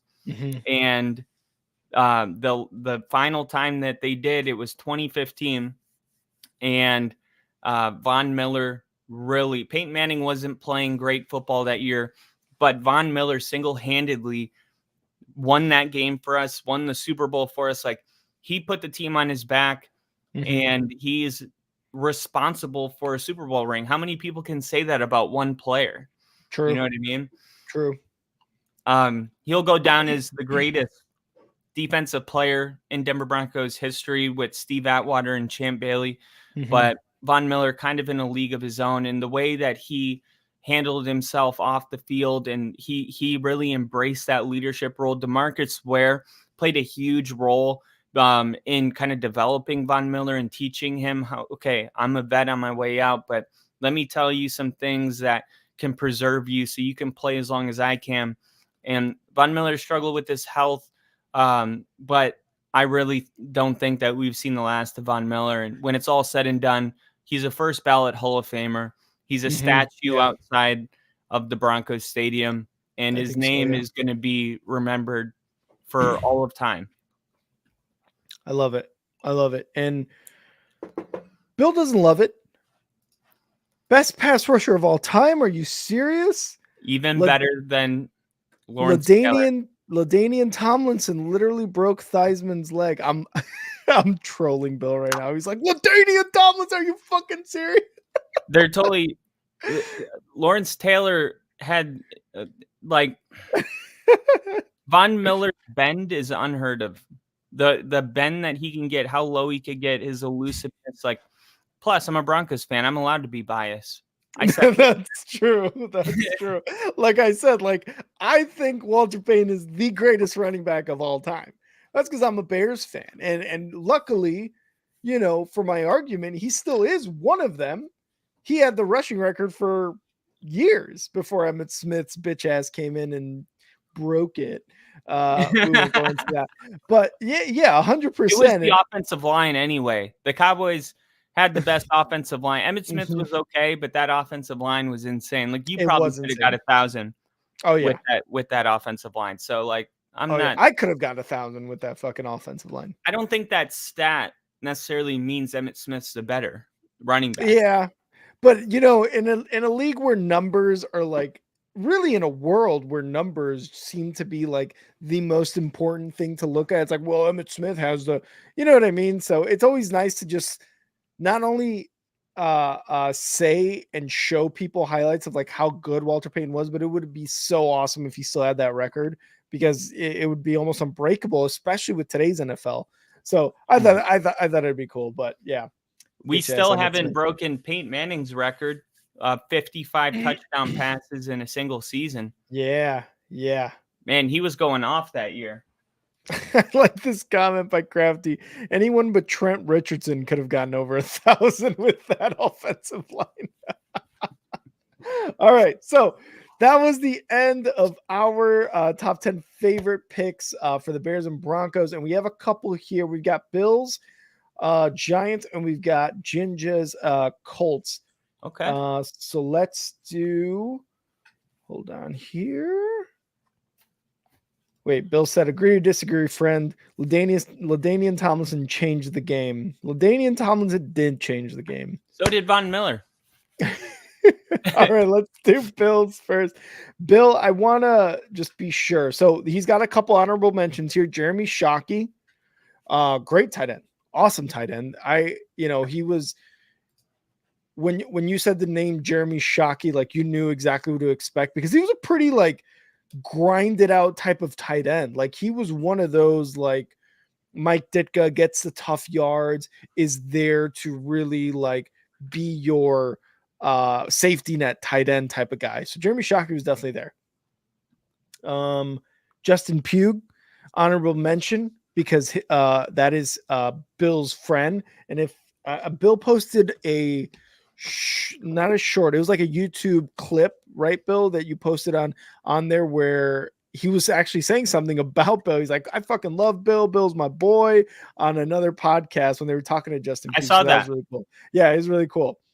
So Eli Manning with the trade. Okay, we'll allow that one.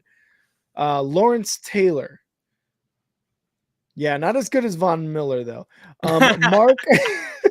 Mark Bavaro, Mike Strahan, Amani Toomer. Wow, Amani Toomer. I have not heard that name in a long time. Amani Toomer. Tiki Barber, Phil Sims. Yep, obviously. Mario Manningham and Dexter Lawrence. So LT is Tomlinson. Bill's like, no, Crafty, it's not. So Bill, just to be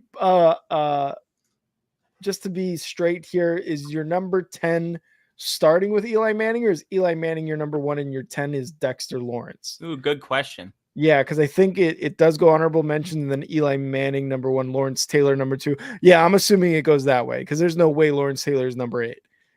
Yeah, I'm assuming that right there. Yep, Eli is number 1. Cool, I like it. All right, now for Jinja for his Colts. Here we go. Okay. Tariq Glenn. I'll be honest, Jinja, I don't know probably half of these guys on here, but we're gonna go through them. Number 9, Rocky Boyman, the Ginger. Jinja, that's who he's named after. Ginger's name, Rocky Boyman. He thought he could sneak himself in there at number 9. I see you, Jinja. Nice try. Number 8, T.Y. Hilton, fan favorite. Yeah, T.Y. Hilton, definitely one of those guys. Number 7, Pat McAfee. Wow. Great McAfee. Pick. Yeah, that was a good one. Number 6, Marshall Faulk. Needed an older school guy. Absolutely. Marshall Faulk, definitely one of those damn good running backs of the late 90s, early 2000s, if I'm not mistaken. Number 5, Mathis. I'm trying to remember his first name. What's his first name? Rasheen. No. Hold on. I used to have a jersey. He was a defensive tackle. Mathis, DT. Mathis. I had it. Robert Mathis. Robert Mathis. There we go. Robert Mathis. Okay, so Robert. I forgot about Mathis. I also was thinking of Dwight Freeney in my head. Yeah. Dwight Freeney, number 4. Dwight Freeney, number 4. Shit. Great. Back to back. Great pick there. Reggie Wayne. Oh, Reggie Wayne. Insane wide receiver. Number 2, Bob Sanders. And number 1, obviously, you got to go with Peyton Manning. Peyton Manning, the GOAT. I will say you're missing my favorite Colt, besides Peyton, of course. Who's that? Marvin Harrison. He's got him right here in his honorable mentions. Honorable mention, my ass. Yeah. Honorable mention, Jinja. Come on, you're better than that. You're better than that. Damn. He's saying Marvin Harrison, Dom Rhodes, huge in Super Bowl run. Shaq Leonard, Dallas Clark is a good one. Dallas Clark again, another name I haven't heard in a while. And Luck, Andrew Luck. Isn't it amazing how when you go through the Colts, these are all the players. I was a huge fan of these guys growing up. Sanders, he was one of my favorite safeties. Reggie Wayne and Marvin Harrison and Dallas Clark, of course, they were absolutely incredible. But you notice how the Colts drafted all these guys: Dwight Freeney, Johnny Unitas, Robert Mathis. All these guys are.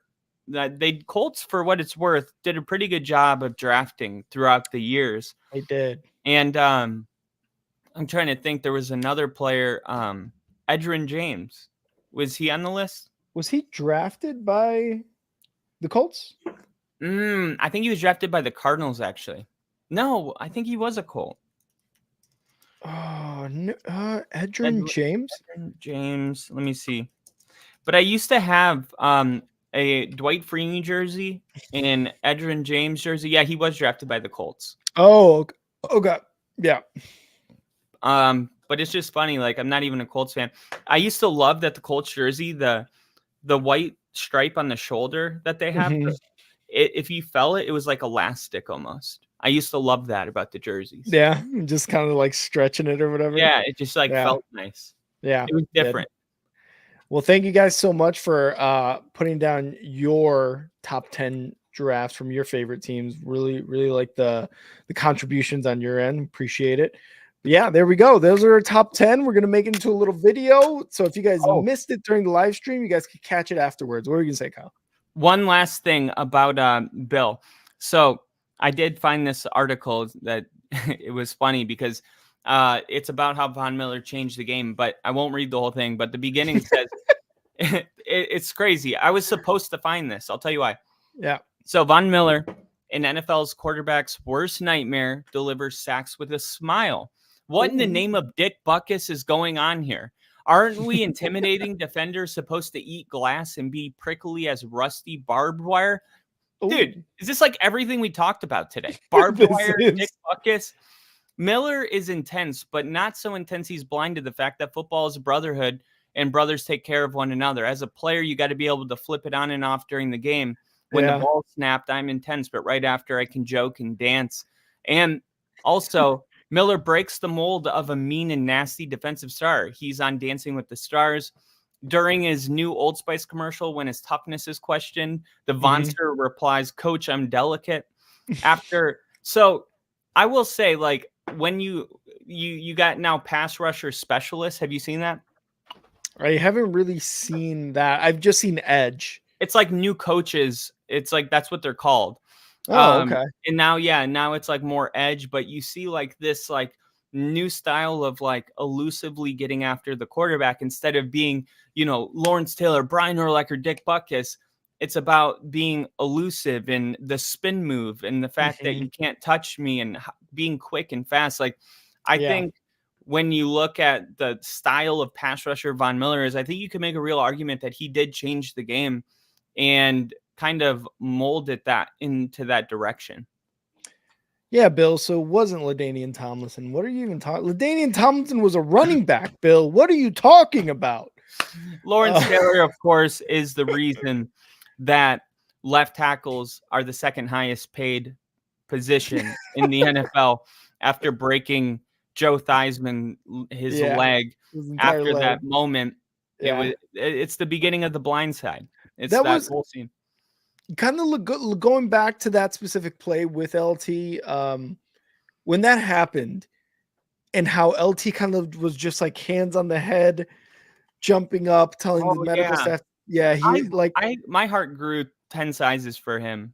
It did because that's like a respectable move. Like Lawrence Taylor wasn't trying to break his leg. He wasn't trying to take him out of the game. He wasn't trying to actually physically hurt him. He just wanted to get a sack. Unfortunately, because of how damn good Lawrence Taylor was at his position, Joe Theismann's leg cracked in two, and that's what happened. But for Lawrence Taylor to do that as a defensive guy, because you see guys try to be violent, like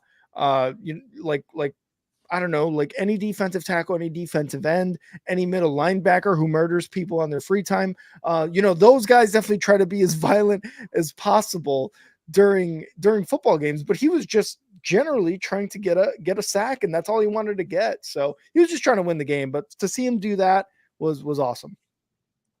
Yeah, and that's kind of the totally different than Von Miller, because I remember they asked him, they're like, hey, like, how come when a quarterback gets rid of the ball and you're right there, like you don't pop him? And this was before the penalties really started becoming a thing. And even when he had him and you get that like legal sling down to the ground, Von Miller would use that energy and keep him upright, and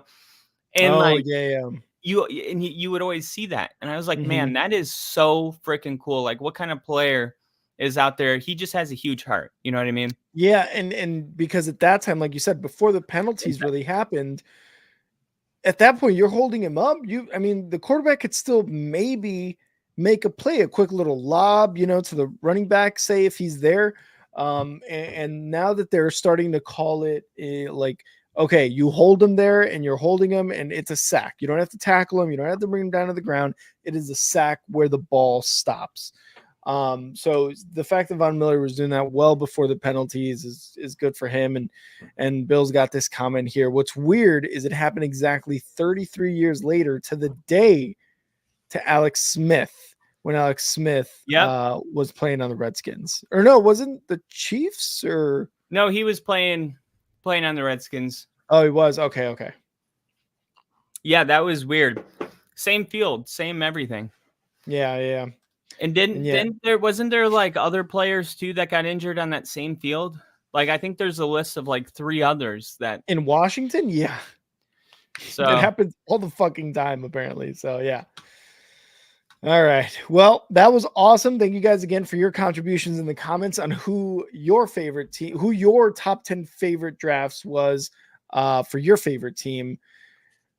We're going to move on to the draft for this year. And like I said at the intro, Kyle and I are going to go over one player. I've got one, maybe Kyle's got a couple, but a couple players that we are interested in seeing in the NFL. And it doesn't necessarily have to be drafted by the Bears or by the Broncos. It's just one that we're kind of interested in seeing get drafted onto an NFL team and actually go out there and play. So Kyle, do you want to start off or would you like me to start off? I'll kick it off. So let's do it. Like Rick said, this isn't necessarily the best value, best positional value, or the player that you think is going to be the best. It's just who you're most excited to see on Sundays next year. So for me, I'm going to go with something that is going to boost my ego. I'm going to go with the player that I have been saying all offseason that they are the best positional player, maybe even a potential winner of Offensive Rookie of the Year next year. That is not going to be picked as the first in that position. And that is Trey Benson, running back, Florida State.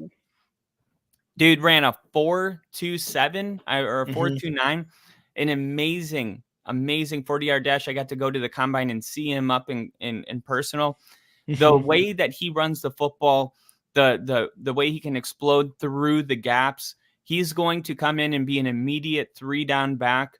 And he's going to be one of those players that week 1, he's going to have a 100-yard game and people are going to be like, oh, who is this guy?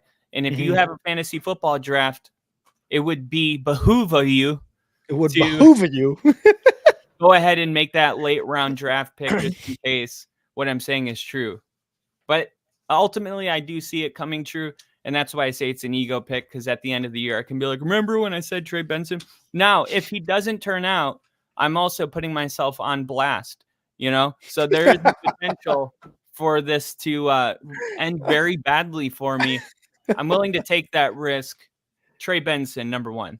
Trey Benson, number 1. I like it because, and 2, we've noticed in the NFL in just recent years, again, like Bijan Robinson going in the first round. Obviously, he was a stud at Texas, and he continues to be a stud in the NFL. But running backs, again, they're not necessarily first round talent anymore, but they still continue to produce in the NFL at a damn good clip. So, like you said, Trey Benson, like if he's running that fast and if he was that good at Florida State, and even if he's a day 2, day 3 type of talent, I don't think you're going to be wrong, or like you said, you're kind of wrong about this take about him being really good or at least very productive in the NFL, because I mean running backs do that. They absolutely do that. So and I like it. PFF too, just real quick on PFF, if you look at the running back rankings for the draft, number 1's Jonathan Brooks out of Texas, who Jonathan Brooks has been pretty much everybody's agreed that he's the best running back in this draft. But there's also, I'm trying to remember, I think it's, I wrote it down right here. Here it is. Robinson, Khalil, I think it's Kaleon Robinson. You don't know his name, and that's because he was playing behind Jonathan Brooks. And then before last year, he was playing behind Bijan Robinson. So somebody that has a lot of potential, runs really, really fast. I think he had a 4.4 in the 40, really good pass catching. But sometimes you're just, the way the depth chart works out is you're not better than 2 of the best running backs in back-to-back draft classes. Like this guy was in the worst situation possible for him to get playing time. And sometimes those kind of things happen and you don't really realize how good a player is, but maybe a Texas Longhorn fan knows how good this guy is, but we don't. True. Yeah. So I think that happened a little bit with Trey Benson. Obviously, I'm a Florida State fan, so I watched them. But Delvin Cook, I felt the same way about, and I was right about that. So I'm going to roll with that. And last year, And I was yeah, right about the Devon Achane. Devon Achane. Yeah. I was going to say you were right about that because, like you said, during the draft, you wanted the Broncos to pick him up, right? Yeah, and I remember I was live streaming the draft, and I was like, Broncos, Achane's on the board. Let's go. And then they Yeah. drafted a white corner, which is fine. And then with the very next pick, the Miami Dolphins selected him. And I was like, oh my God. I like how Kyle was like, they selected a white corner, which is fine. It's just But it's a lot for one moment. It's just like you think you're getting the guy you want, and then it's like you went another route, and then it's like, well, what route do we go? Corner, okay, white corner. Oh, okay, and then the next pick is Devon Achane. It's a lot to process in 10 yeah, minutes. I was gonna say, what do you think of Cooper DeJean? Oh, Because he's gonna be really good. he's a white corner. He's a white corner that can do it Yeah, all. And now here's yeah. the thing. I will say a lot of old people that are doing these draft analysis, especially the people that look like they're in their 60s on CBS Sports, Mhm. they really need to change their language when they're talking about him.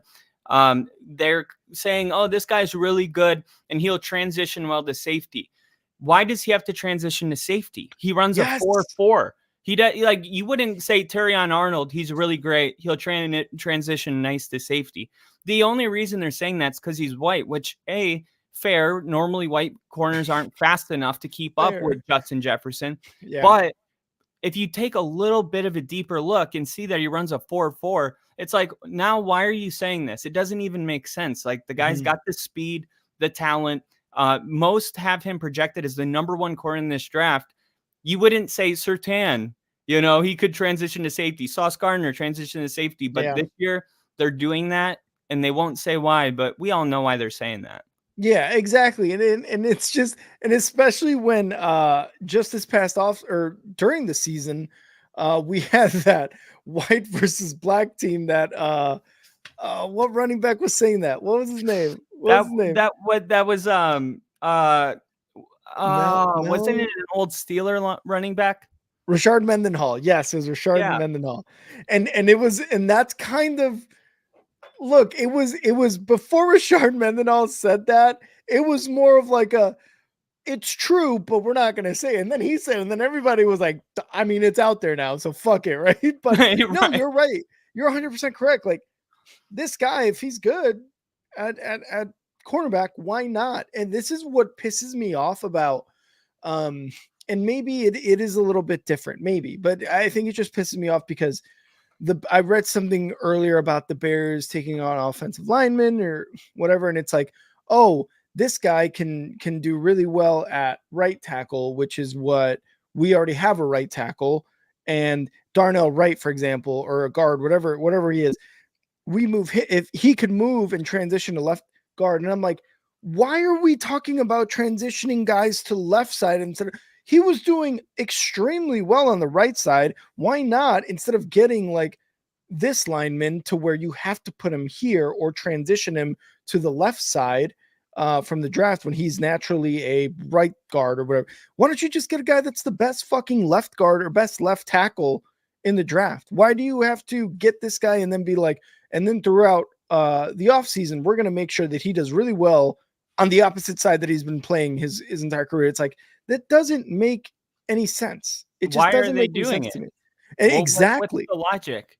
Exactly. And it's like, this is why offensive linemen, when they come in and you do this whole, like, I think he'll do really well on the left side, even though he's played the right side his entire career. This is why they fail. This is why you have your Chris Williams, your other linemen that the Bears have drafted. This is what happens. So don't do that. Just fucking get a guy that could play well on the left side instead of having him transition to that side, or having your guy who's already a right guard transition to left side. Just keep it simple, stupid. The only reason that I think that they may be saying that, and this is me really trying to give them even something small, but sometimes there'll be, say, the top 10 offensive linemen in the draft are left tackles and they don't play on the right side. So if you have a current offensive tackle that is versatile and can play on both sides, it may be easier to move him than to go to a tier underneath and draft that position. That's the only thing I could try to say maybe that was going on. I have no idea though. And Bill said he's got a line from Justin Pugh on this one. He said on a podcast, he said transitioning from left to right is like trying to learn how to wipe your ass with your other hand. You can get it done, but it isn't going to be pretty. That, like, exactly. This is coming from an offensive lineman. He's saying it on a podcast. Like, do you look at the toilet paper after that left-hand maneuver, or do you just drop it blindly? You have to look. How do you know? How do you know that the job is done? You can feel it. God, Rick. Okay. Moving on. Enough of my soapbox on that transitioning stuff. All right. So for me, I can I just say before you say yours that Rick already told me who he has, and I love his pick. It's something I wouldn't have thought, and I think you guys are going to agree. Okay, go ahead, Rick. Okay, so the guy that I'm looking forward to playing in the NFL is JJ McCarthy, because this is a guy that just won a national championship. He was on a team, Michigan, whose real like identity was playing some damn good defense and running the ball extremely effectively, which means they had a very good offensive line, they had very good running backs, and their defense overall was really damn good. And to have Coach Harbaugh there is just an added element of greatness.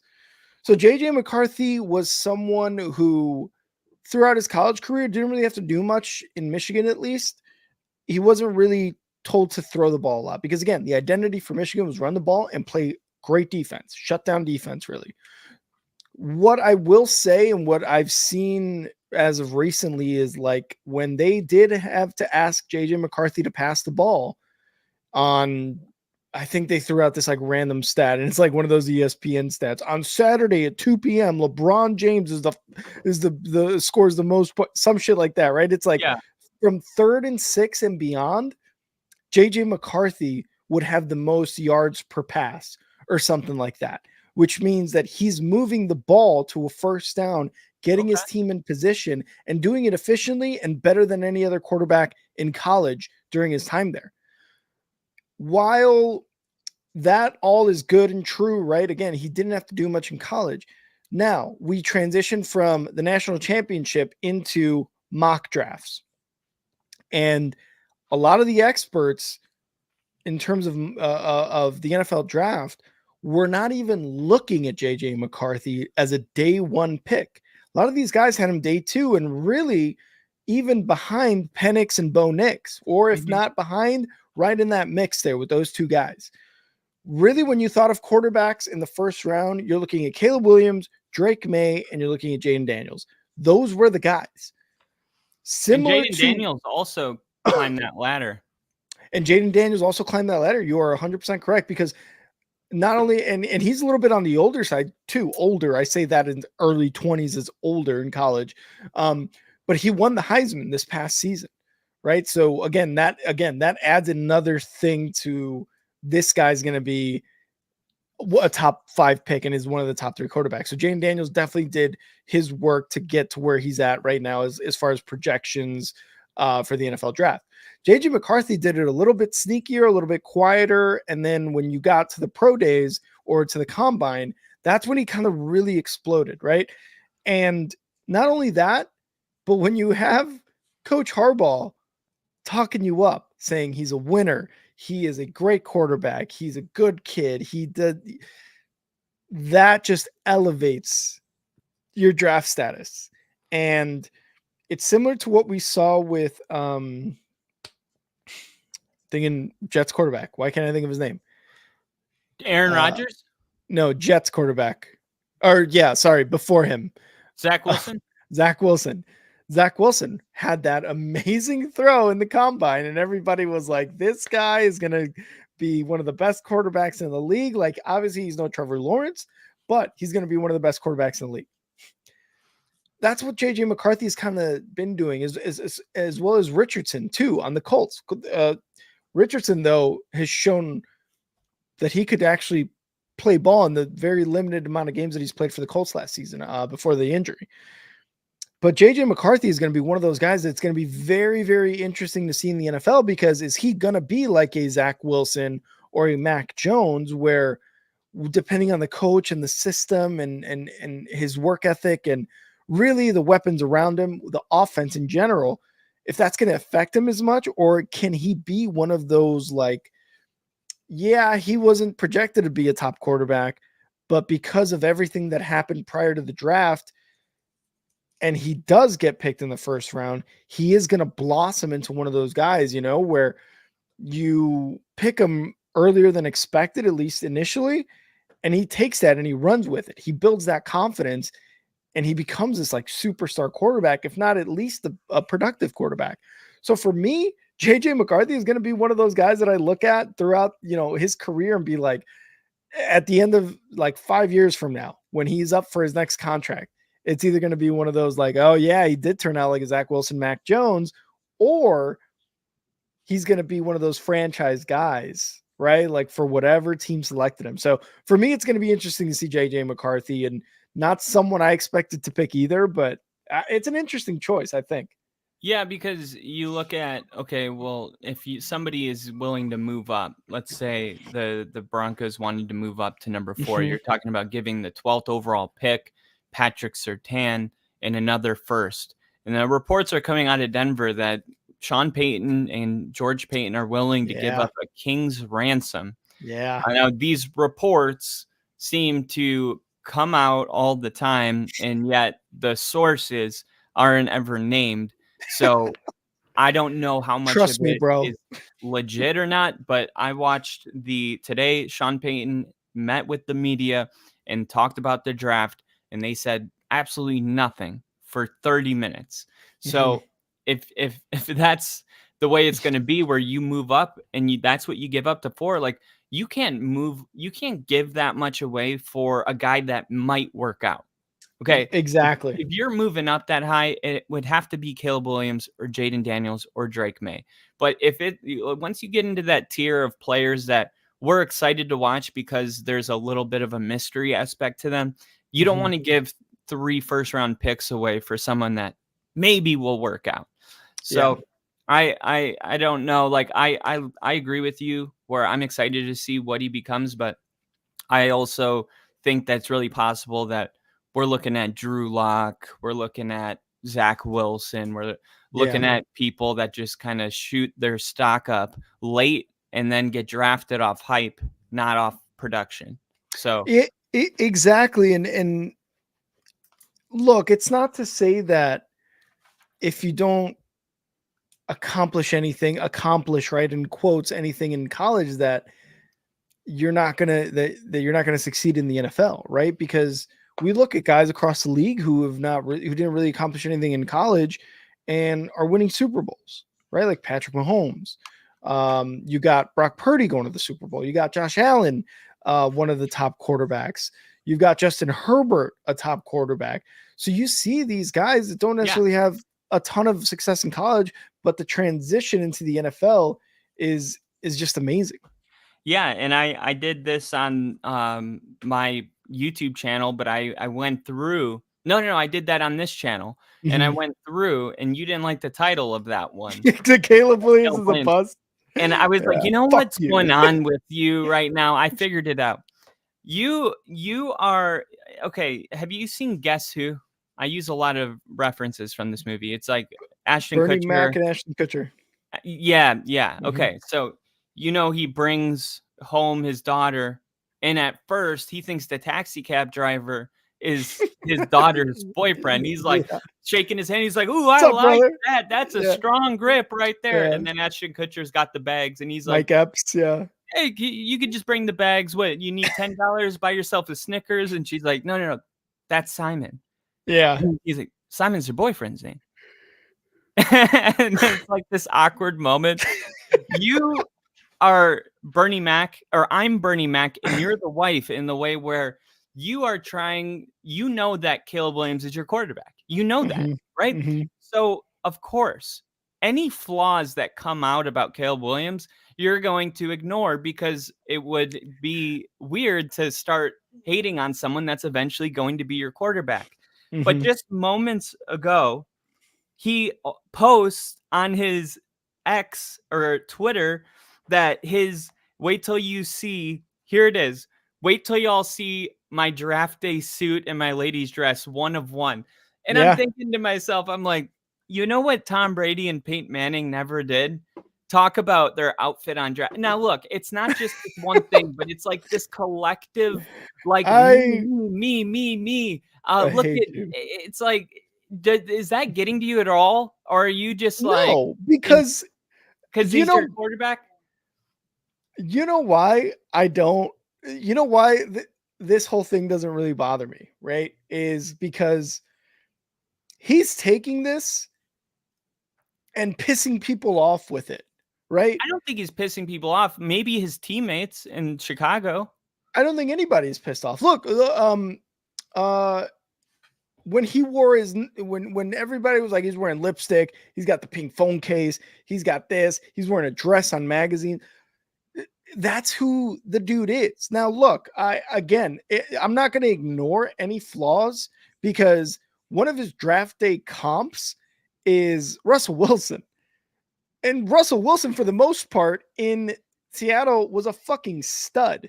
If we get even half of a Russell Wilson comp in what Caleb Williams will be in the NFL, that's fucking sick, dude. You're telling me that we have opportunities to win Super Bowls, and the reason being was he creates time with his legs, which is what Russell Wilson was like great at doing. He Yeah, was creating opportunities with his legs, or he would run it himself for a first down. Now, Caleb Williams has come out and said, "Look, during the combine and the media time, wherever I go, I want to be legendary. I want to win football games and I want to win Super Bowl and I want to be legendary. I don't want to just play the game to make a lot of money. I want to be a legend in clearly. whatever city I'm going to." I Now, if think every that quarterback wants to do that. right, but no, but not every quarterback comes out and says it.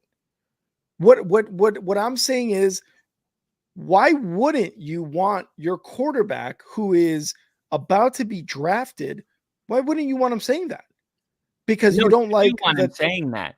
You well, that's just what I it's not even that the things that he's doing right now are a problem. It's just the thought that he's telling you what kind of personality he has, and you go, okay, that's fine, but is it ideal and is it good for the locker room? Is it good when he, loses a game and he tells the press that he's not going to see them?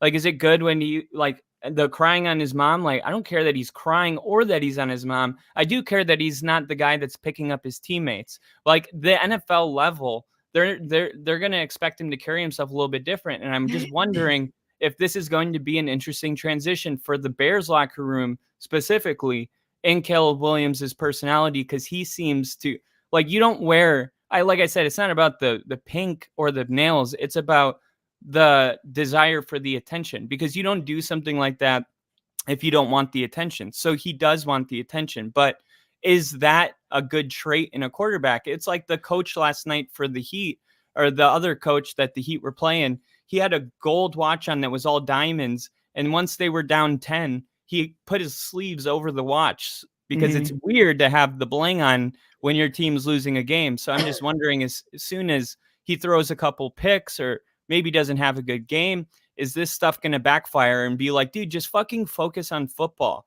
No one cares what you're wearing to the like. Is that going to happen down the road? Is my I thing. Like Jaden Daniels doesn't have this kind of stuff coming out. right, sure. Just Caleb Williams, and he's also the guy that said he has no plan if he's not selected first overall, and that his dad said he wanted to maybe get ownership stake. Like he's just doing things in a different way, which is fine if you win. But right now, we don't know if it's going to work out or not. We think it will. Like he's a very talented person. I'm just saying he's talking a lot of talk with his actions, and he might be putting unnecessary pressure on himself. But the pressure's already been put on him, and it wasn't his doing. But he's adding to it. No, he's not adding to it. He's playing into it. There's an adding to it, and then there's a playing into it because you already know that the pressure's on you. Look at how he had the media day during the combine. Hey, do you love to play? What was the question? It was like, did you not want to participate because you don't want to, because you actually don't love football, or it was this question. And the way he talked about it, he just gave him a straight up answer. He didn't go, that's a bullshit question. He didn't do anything like that. He didn't do anything crazy. Right. So what I'm seeing is not necessarily that he is adding to this pressure. He's not putting any pressure on himself. The pressure was put on him when he was and is basically said to be the guy who's going to go number 1 overall. After the Bears traded away Justin Fields, it was solidified. It was set in stone that Caleb Williams is going to the Bears. He's had great going into one of the best situations. I don't see like why it's so much pressure. But then what are you saying exactly? That he's adding to it when none of the pressure has been put on him? I'm saying it almost feels like he wants to be like the Taylor Swift of football. Like he wants to be the biggest name, and all that stuff comes, like, it doesn't necessarily the quarterback position, like that's receivers and corners, huge egos. They want to be the star. The quarterback is also the star. Don't get me wrong, but he's also the team. Like I can't even think of like the amount of, times that he's like gone out and like talked about his teammates. Like because you guys have players in the locker room that have come out and they're like, he's not even a Bear yet. Like Tim Tebow had to give himself a terrible haircut. It was a bowl cut where he was bald and just had hair on top. Yeah. And that's like part of the rookie, you need to earn your way. Now in comes Caleb Williams, and it's like, is he walking with a little bit? Is that entitlement going to rub some of the players the wrong way? Again, none of this was his own doing. What do you mean? None of the pressure that is on him is his own doing. None of this, he's going to be the first overall pick in the 2024 draft, is his own doing. But the attention is.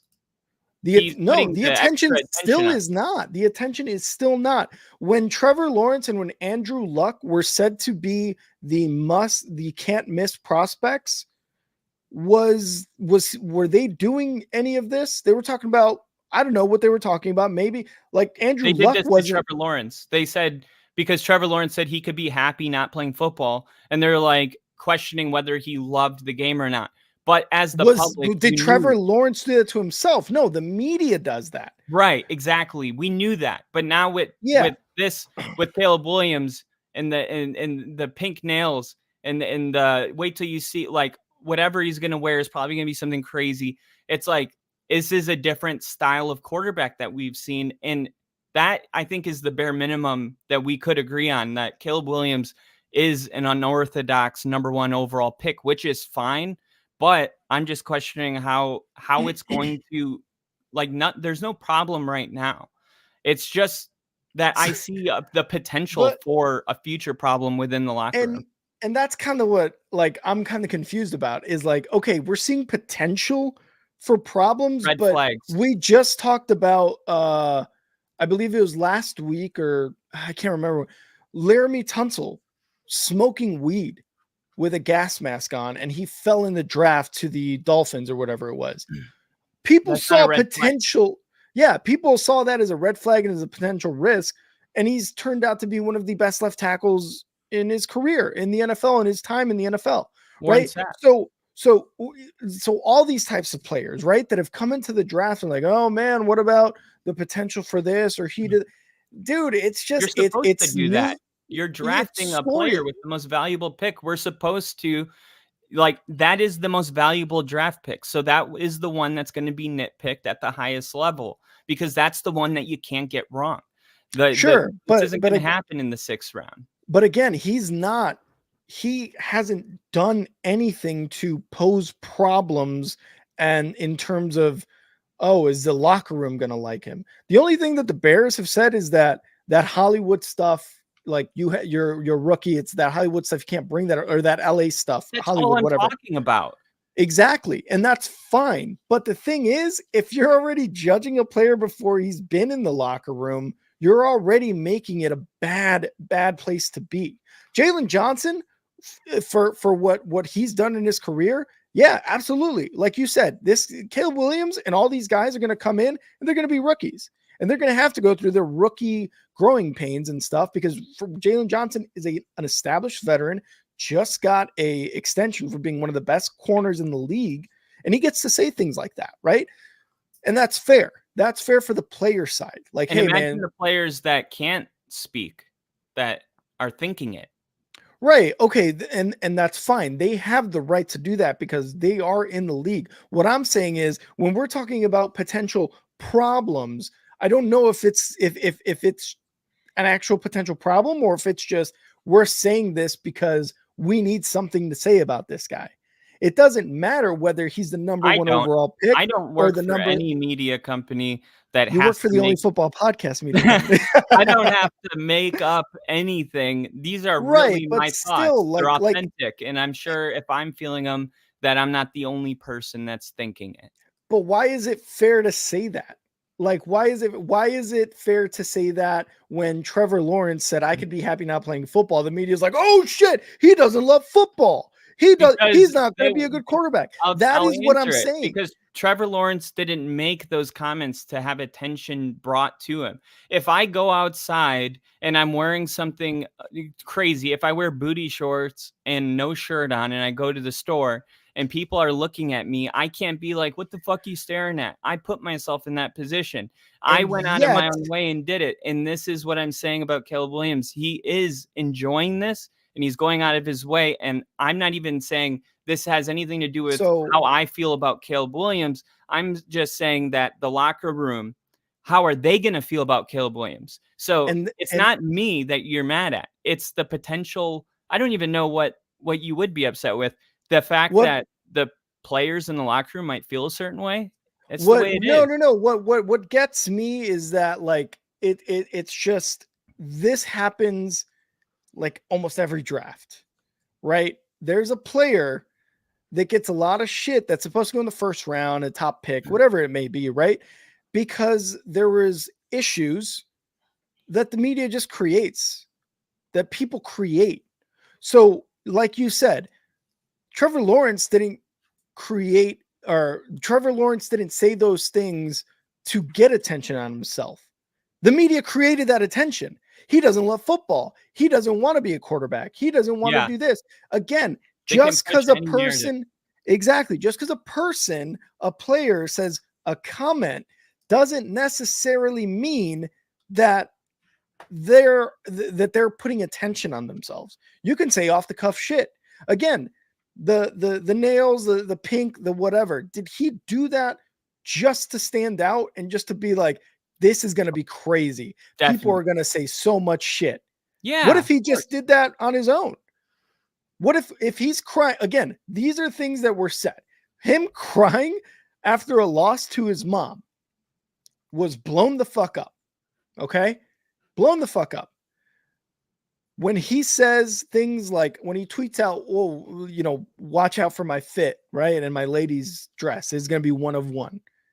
He's just tweeting shit out about what his fit's going to be. You're going to tell me that players in the past have not come into the draft with amazing fits and amazing suits and amazing this and looking fly as fuck for their draft day?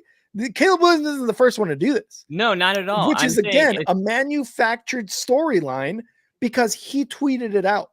Just because he's saying, hey, my outfit is going to be one of one. When everyone has been doing that for a while now. Everybody's coming out with chains. Everybody's coming out with an opened button-up shirt, and you see the chains, you see the watch. Money now. And exactly. So while we are saying that Caleb Williams may or may not be bringing stuff on him onto himself, there was something that Ryan Pohl said on the Pat McAfee show talking about Caleb Williams. He's coming into the league as the highest paid NIL player ever. Does that make him different? Yeah, it does. The thing is, you can't just judge him on it because that is an entire new system. Consider that. Exactly. So that's brand new. You got to look at if he's humble. You got to look at if he's faced adversity, which he has, and a lot of Is he a people are locker saying room he's not. guy? Is he going to be, you know what they said about Justin Fields? Hardest working guy in the building. Nobody cares more about him. That leadership, like, I don't feel that about Caleb Williams. I'm sorry. I'll say it. Well, Like, that's why Justin Fields was picked 11th and is out of the team that drafted him, and hasn't because played he's an the hardest entire working guy.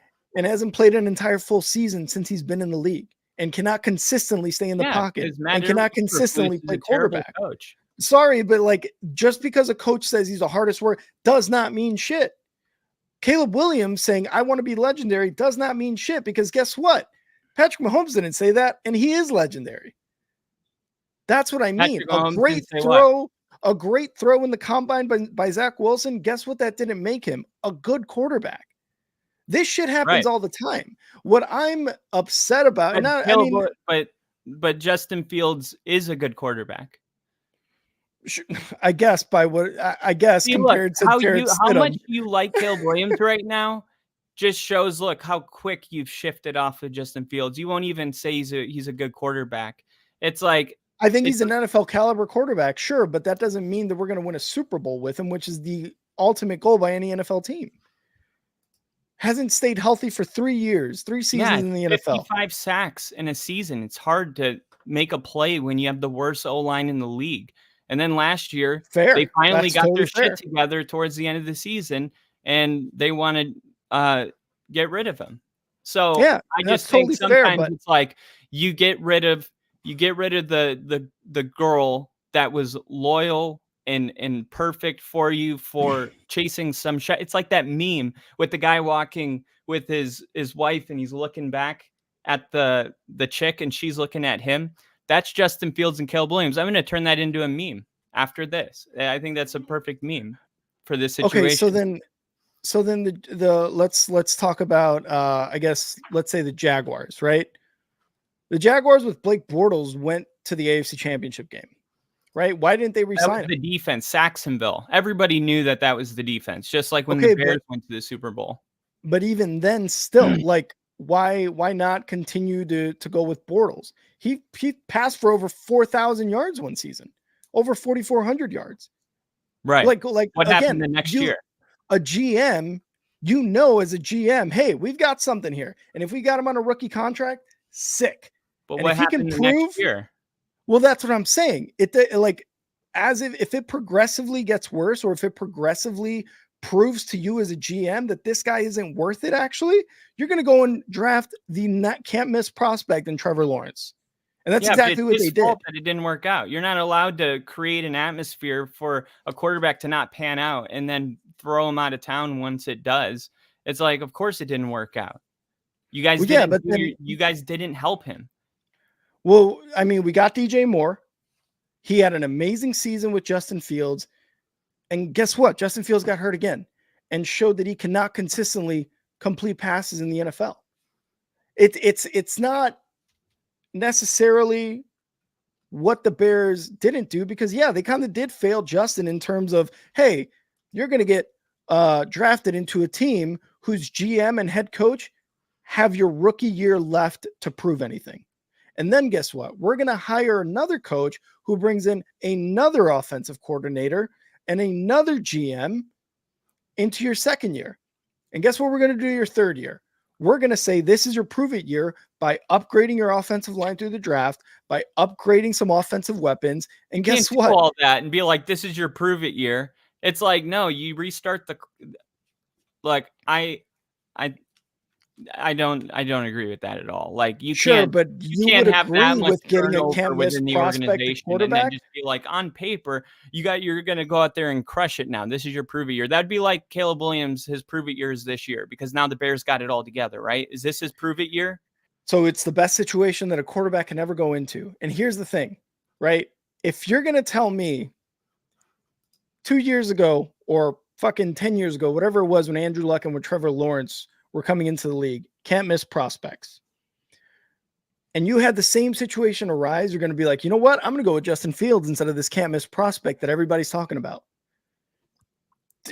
You're high. You've got the number 1 overall pick, and you're telling me you're going with a guy who didn't improve from year 2 to year 3 statistically, which is crazy because the offensive line improved and you got a number 1 wide receiver. But you're going to tell me you're going to stick with that guy for the next 2 years with the 5th-year player option that pays him $22 million over having an established wide receiver room, having an improved offensive line, having a defense over the last 2 years has improved and became one of the better defenses in the latter third of the season, and still give it to Justin Fields over a rookie quarterback who is a can't miss prospect, because he's not talking about his teammates and instead talking about wanting to be a legendary quarterback who wins games and wins Super Bowls and tweets out that he's going to have a 1-of-1 fit for the draft. That is the basis you're going to go off of to not draft this guy. You've kind of blindly walked me on a path of things I didn't say, but one thing that I'll go back. What do you mean? No, because you take, like, it's not the hill that wears you down. It's the thorn in your heel. It's not the one thing. It's the one thing that could happen over and over. And even so, I even went out of my way and said, everything that's happened up to this point doesn't bother me at all. So I never said that I wouldn't draft Caleb Williams in this situation. All I said was it's kind of messed up how they did Fields, but they're not connected to his outfit on draft day. Now, with that said, the whole reason that I brought all this up is to at least put out into the conversation that I have seen potential signs for somebody that could be a cancer in a locker room. You don't think that, like, Antonio Brown had similar signs? The signs are there. Sometimes people just refuse to look at them, especially if they're being drafted to your team. And that's why I started off with, you're definitely not going to see any of these things because you're in bed with him. And it's going to be that way. And it should be. He's your franchise quarterback, but you can't. But I still don't think that these potential signs can amount to anything. Again, we're speculating. This is all speculation. That's the answer then. That's the answer. But that's all speculation. And this is why I'm saying that people create speculation out of certain things that you do. Everything's speculation. If he's going to be good, is speculation. Exactly. So why are we saying that he's going to be bad because of things that he says or does? Because this is all speculation. Because just like on Thursdays when we predict who's going to win on Sunday, part of what we do here is make predictions, which requires some sort of speculation. So one of the questions that I bring up is, do you think that he is showing any signs that he could potentially be a locker room cancer in the future? And your answer is no. And that's pretty much the end of that. Right. But this is, again, and this is why I get like annoyed with media speculation about, oh, he's wearing pink, he's wearing a dress, he's saying this, he's crying. It's like, what are the potential things exactly? Because it is speculation, right? But when you brought up Justin Fields, it's like, okay, guess what? We already know what 2.5 years of Justin Fields is like. And you're going to say, I'm sticking with this guy over a can't miss prospect who we are speculating may have bad signs? That 1 plus 1 doesn't equal 2 there. No one said that. Who said that? But you're saying what you're saying is that you would stick with Justin Fields over going with Caleb Williams. If somebody wanted to give me 3 first-round picks, I would make that trade and keep Fields. But that's the thing. What do those 3 first-round picks get you if this is a can't-miss product? It gets you 6 first-round selections in the next 3 years. Okay, and what does that get you as a franchise? Do you get a quarterback? Lot. Do you get so what's the difference between getting Caleb Williams now versus getting a quarterback in the next 3 years? What's the difference? You just delay your time to possibly win championships and be a better organization. This isn't not necessarily. If you draft with those 6 first-round picks, Patrick Surtain, Justin Jefferson, Roma Dunes, and Arch Manning, I think you'll also be fine. It's just... So what's the difference between Arch Manning and Caleb Williams? Arch Manning, as the name, he's already got pressure on himself. I already see potential. I see potential the problems. Number 1 overall pick in the value of that pick. That's the difference. The number 1 overall pick, which belongs to the Panthers, originally it's not even yours. It's an opportunity to take something that you're lucky to have and turn it into something that doesn't require luck and now you have 6 first-round selections. I think if somebody called me and they were like, we're going to give you a 2025 first, a 2026 first, a 2027 first, our first this year. And I think that would be, okay, you can have Caleb Williams. There'll be one next year. Right. And that's fine. But what I'm saying is, why didn't the Jags do that with Trevor Lawrence? Why didn't the Colts do that with Luck? Why? Because nobody offered 3 first-round picks. But nobody's offering 3 first-round picks for Caleb Williams, at least per any reporting that I've heard. This is what I'm saying. You can get all the picks you want, right?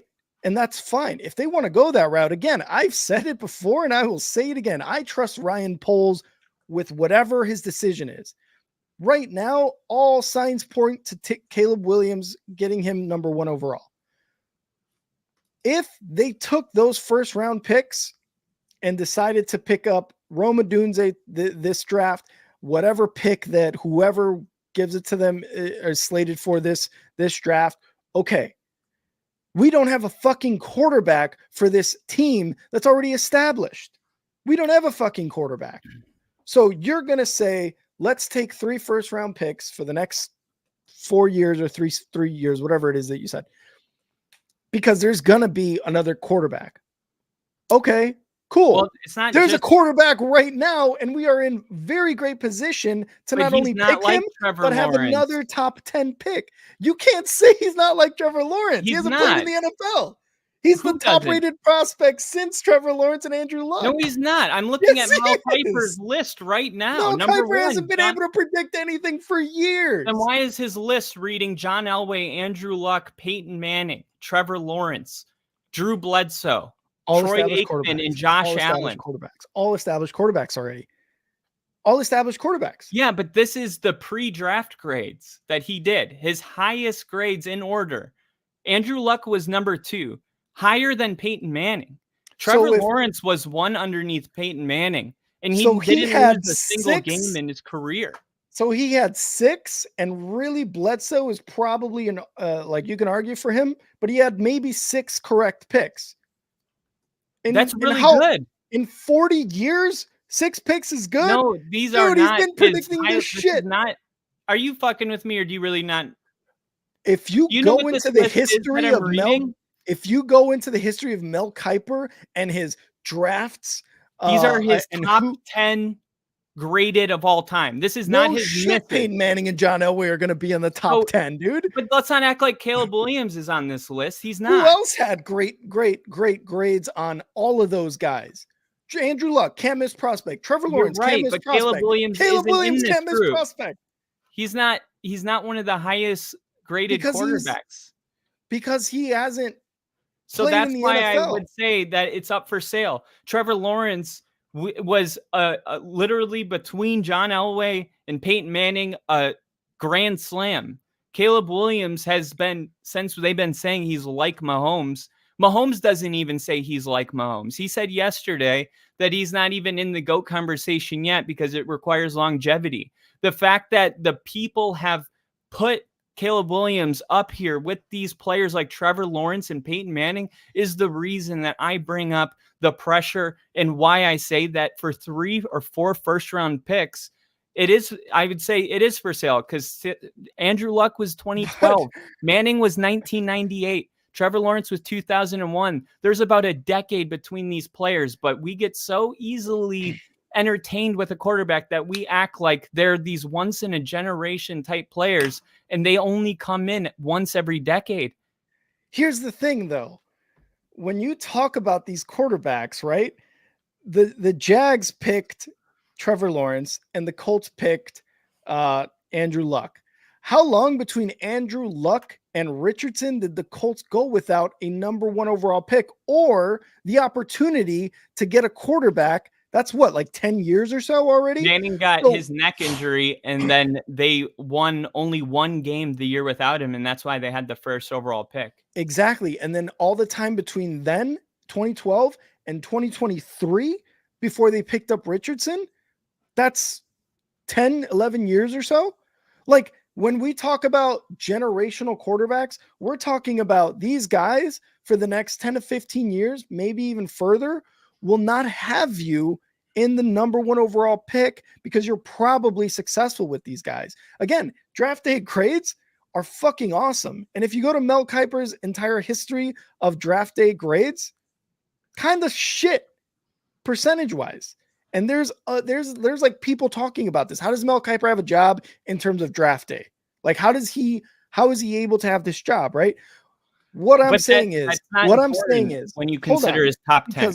But what I'm saying is, if your logic in saying Caleb Williams should not be drafted because you can get 3 first-round draft picks for the next 3 years, what is the benefit of having all those draft picks for the next 3 years if you've already got a wide receiver 1, a wide receiver 2, the number 9 pick, which can go to a possible next wide receiver? You've got a solid running back room with DeAndre Swift. You've got a much improved offensive line. You've got a defense, like I said, that has improved vastly over the last 3 seasons. What have the Bears been doing over the last couple seasons other than building up for this moment right here, right now? And that's true if you think Caleb Williams is one of these guys. Everybody thinks so. That's the thing. We started off this conversation by he puts this pressure on himself by saying and tweeting these things, right? The pressure was put on the media. Be a locker room cancer. Okay, sure. About whether the Bears should draft them. You keep bringing it back to that. Exactly, because we all understand why the Bears are drafting Caleb Williams. I still said that personally, I would have entertained 3 first-round picks, but like you said, we don't know if that was even offered. So that's a total sidebar that's not important. The conversation was about whether Caleb Williams is going to be like these guys. And Mel Kiper knows? Andrew Luck to John Elway's. Is he going to be a problem in the locker room? And if that conversation makes you so angry, then I would question the way you feel about him, because if you could think of anybody that you can't think of anything bad about, it might just be that you're in love. And that's totally okay. What's wrong with that, I guess, is what I'm saying. That's why I prefaced this whole thing with you're not going to see this because you're in love with him. But what is there to see exactly? Like, I don't understand. That I've set up to this point. Because you don't have the first-round draft pick for Caleb Williams or something? Like, I don't get it. Like, if you I don't even think Caleb Williams is the best quarterback. But so why didn't you say why is Trevor Lawrence this guy who's going to be an amazing quarterback when pre-draft he said that I could be happy not playing football for my life? Because that has nothing to do with football. No, it has everything to do with football. I could be fine not playing football for the rest of my life. Because he came on the next day on ESPN and said, no, that's not what I said at all. They took it out of context. I was just saying, if I literally was, amputated tomorrow, I could find another way to be happy. So I guess what I'm trying to understand here with this conversation we're having, more of a debate, argument of the week, is what's the point here? Is Caleb Williams, you're saying, are you asking the question of, is Caleb Williams going to be a locker room, I guess, cancer in this case? We'll use that term, but it is a harsh type of term. Is that what you're asking, or are you speculating that he's going to be one? Neither. I'm saying that I'm seeing signs where if it comes to be, I won't be surprised, but I'm monitoring it closely. But like, what signs? Him tweeting that he's going to have a 1-for-1 outfit? No. It's the fact that he's made it obvious that he really loves the spotlight being on him. Okay. A quarterback is taking the spotlight in a way that's unorthodox compared to other quarterbacks. Okay, so But in I a do way have that's to. We do have to keep this train moving though, because I don't want to keep saying the same thing over and over. But I just think I just don't think it's unorthodox. I really don't think it's Is unorthodox. definitely the best quarterback. No, no, no. We're not gonna fucking end there. No, fuck that. What is unorthodox? What is What do you unorthodox? mean? The pink nails, the pink purse, the dad wanting an ownership stake, not having a That was not contingency an plan for actual not thing going. that was said. The people that have actually looked into it said that the comments stem from his father, and we know how Lante Ball or Levante Ball and their father affected their kids. His dad's very involved in every decision that he makes, which Okay, can his end up. dad. Yeah, we've seen that be a weird thing in sports, like you said, like Ball. I already gave an example. Then also the fact that when he lost his game, he didn't pick his team up. He decided to go have a whole meltdown in the corner with his mom. Then the fact that when he lost the game on November 8th to UCLA, he told the press that he didn't want to speak to him. Like he does these things that just you have to have the, I guess, pre-notion that it's your world and everyone's just living it. Now, what should a quarterback do? Like, if I'm being preference, if I'm picking my preference in a quarterback, I want my quarterback like CJ Stroud, where even in the really tough losses, you act strong for your team. You go pick up your team. You give a locker room speech. Hey, we had a hell of a year.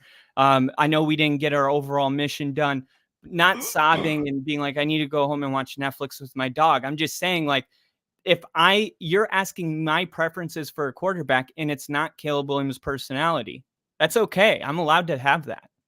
That's fine, but you're saying that you're seeing signs of possible Yes, bad for the future locker room.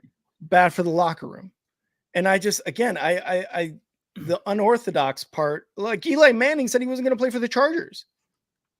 He won 2 Super Bowls. He's not the first quarterback to people have questions about.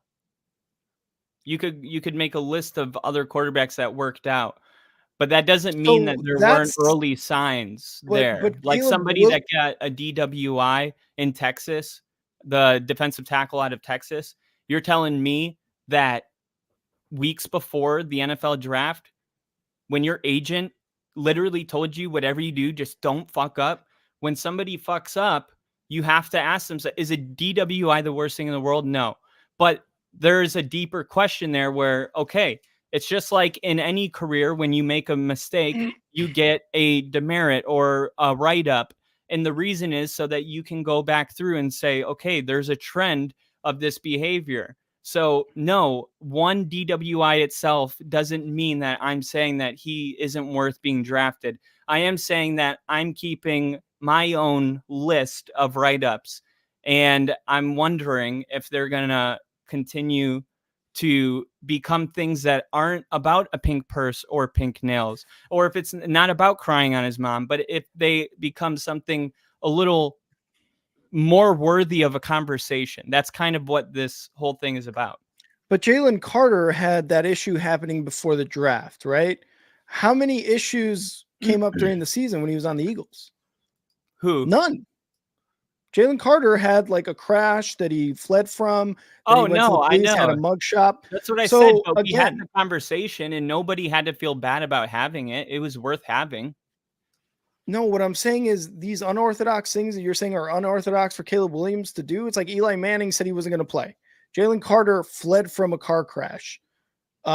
Trevor Lawrence said that he'd be happy not playing football for the rest of his life. How is what Caleb Williams is unorthodox is what I guess my question is, like, how is crying after a loss or saying, I don't want to talk to the media right now and being mad about not winning a football game. How is that not looked at as a passionate type of player versus what he's doing is unorthodox and may affect the locker room in a bad way in the future? Because it looks like he hasn't learned how to channel certain emotions yet. He's a little emotionally raw. I do think in your quarterback, you need a little bit of focus and the ability to be emotionally intelligent. Take that emotion, put it in your pocket, go do this other thing. And his emotions seem a little raw to me at the moment. But there's still GMs, there's still college coaches, there's still teammates that talk about how he is striving to be the best, how he's saying he wants to be legendary. These are Right. We things could have that a you want. conversation about that too. What I'm saying is those things are things that you've said about like some Broncos players, past, present, whatever it may be, or people you're going to draft. And you look at that and you look at, at that as Like being Jerry like, Jeudy. I that's a knew Jerry guy. Jeudy was going to be a problem pre-draft. I said Jerry Jeudy is going to be a problem, and he was a Okay, cool. problem. That's, I mean, he sucked. That was his problem. He wasn't, I don't know. No, off the field. He locked his girlfriend in the car. Got arrested for taking like her baby away. He's constantly in the headlines in Denver in the wrong kind of ways. This Okay, extends so, beyond the field. We're but the talking good about things that they say, the good things that that people say, Russ is a fucking robot, right? Like, but he's still someone that you want your players to emulate, right? So if you have GMs, people in the NFL, people, not a huge Russ. teammates, yes, you were. You absolutely No, were. I publicly said that I won't even watch his press conference, that he's a robot, that he's cringe. I was very open about that. Yes, I wanted him to win and succeed and play well, but And that, no, I was not like, I did not feel the same way I felt about Peyton Manning, about Russell Wilson. okay. So with that being said, though, again, we're seeing the actual things that you like in a player, yet you're not talking about those things, which again, to me is like, okay, I don't understand that.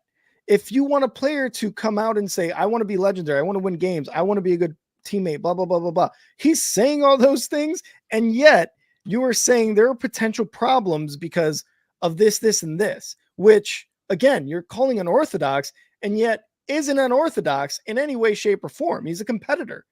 Does he not? Does he want to talk to the media after a loss? Yeah, he doesn't want to. Who does? You're obligated to in most cases, I'm assuming, from the NFL. And yet you're looking at this and saying it's unorthodox. It's not unorthodox. I don't think it's unorthodox. You have Mike Tomlin, one of the winningest coaches, or has never had a losing season, walk out of a press conference because he was that mad about the question that was being asked. And yet he's not being shit on. He's earned that right. Sure, he's earned that right, but Caleb Williams in college earned that right too. He won a fucking Heisman. So what are we talking about here exactly?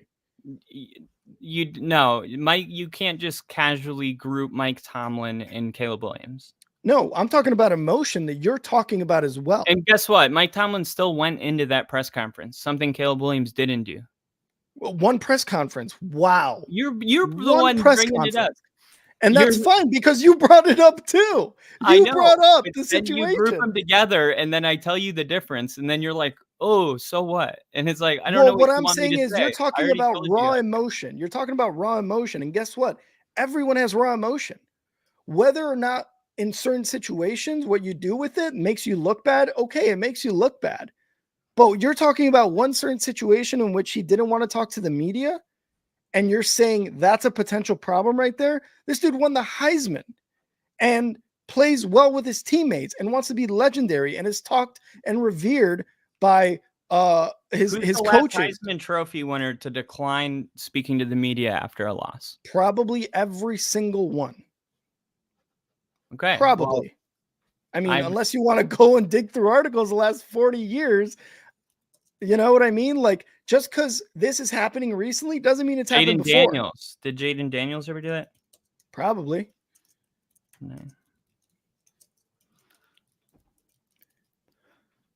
No. Here's the thing, man. It's just like everybody looks at the bad things and the worst thing he did was opt out of a bowl game. So when let's say this then, when he transferred from Arizona State or wherever the fuck he was at to LSU, he did it to start, to be on a better team, right? I don't know. That's selfish. That seems selfish. Jaden Daniels, I don't know why he transferred. Seems selfish. Possibly he probably did that because he wasn't starting or because he wasn't on a good team, right? Maybe the NIL money too. Either way, there was a video of all of his teammates bashing him as he's taking his stuff from his locker room and leaving. Well, that's selfish of Jaden. We can create these things out of what they do. Some of them are more of a reach than others, but sure. But you're reaching and saying things that Caleb Williams is doing is unorthodox. It's not unorthodox. The most unorthodox thing already happened with Eli Manning saying, I will not play for the Chargers if I'm drafted by them. And that's already happened. So this unorthodox, and he's going to be a future problem for the locker room. It's just I didn't say that. Why do you keep doing that? I didn't. You said that. Well, no, you said that. I said you said I see potential problems. Yeah, but you just said that you're saying that he's going to be a problem for the locker room. No, I said you see things that he can be a future problem for in the locker room. Say that. That's what you said. No, I'm saying you didn't. You keep saying what I'm saying in a different tone and a different way.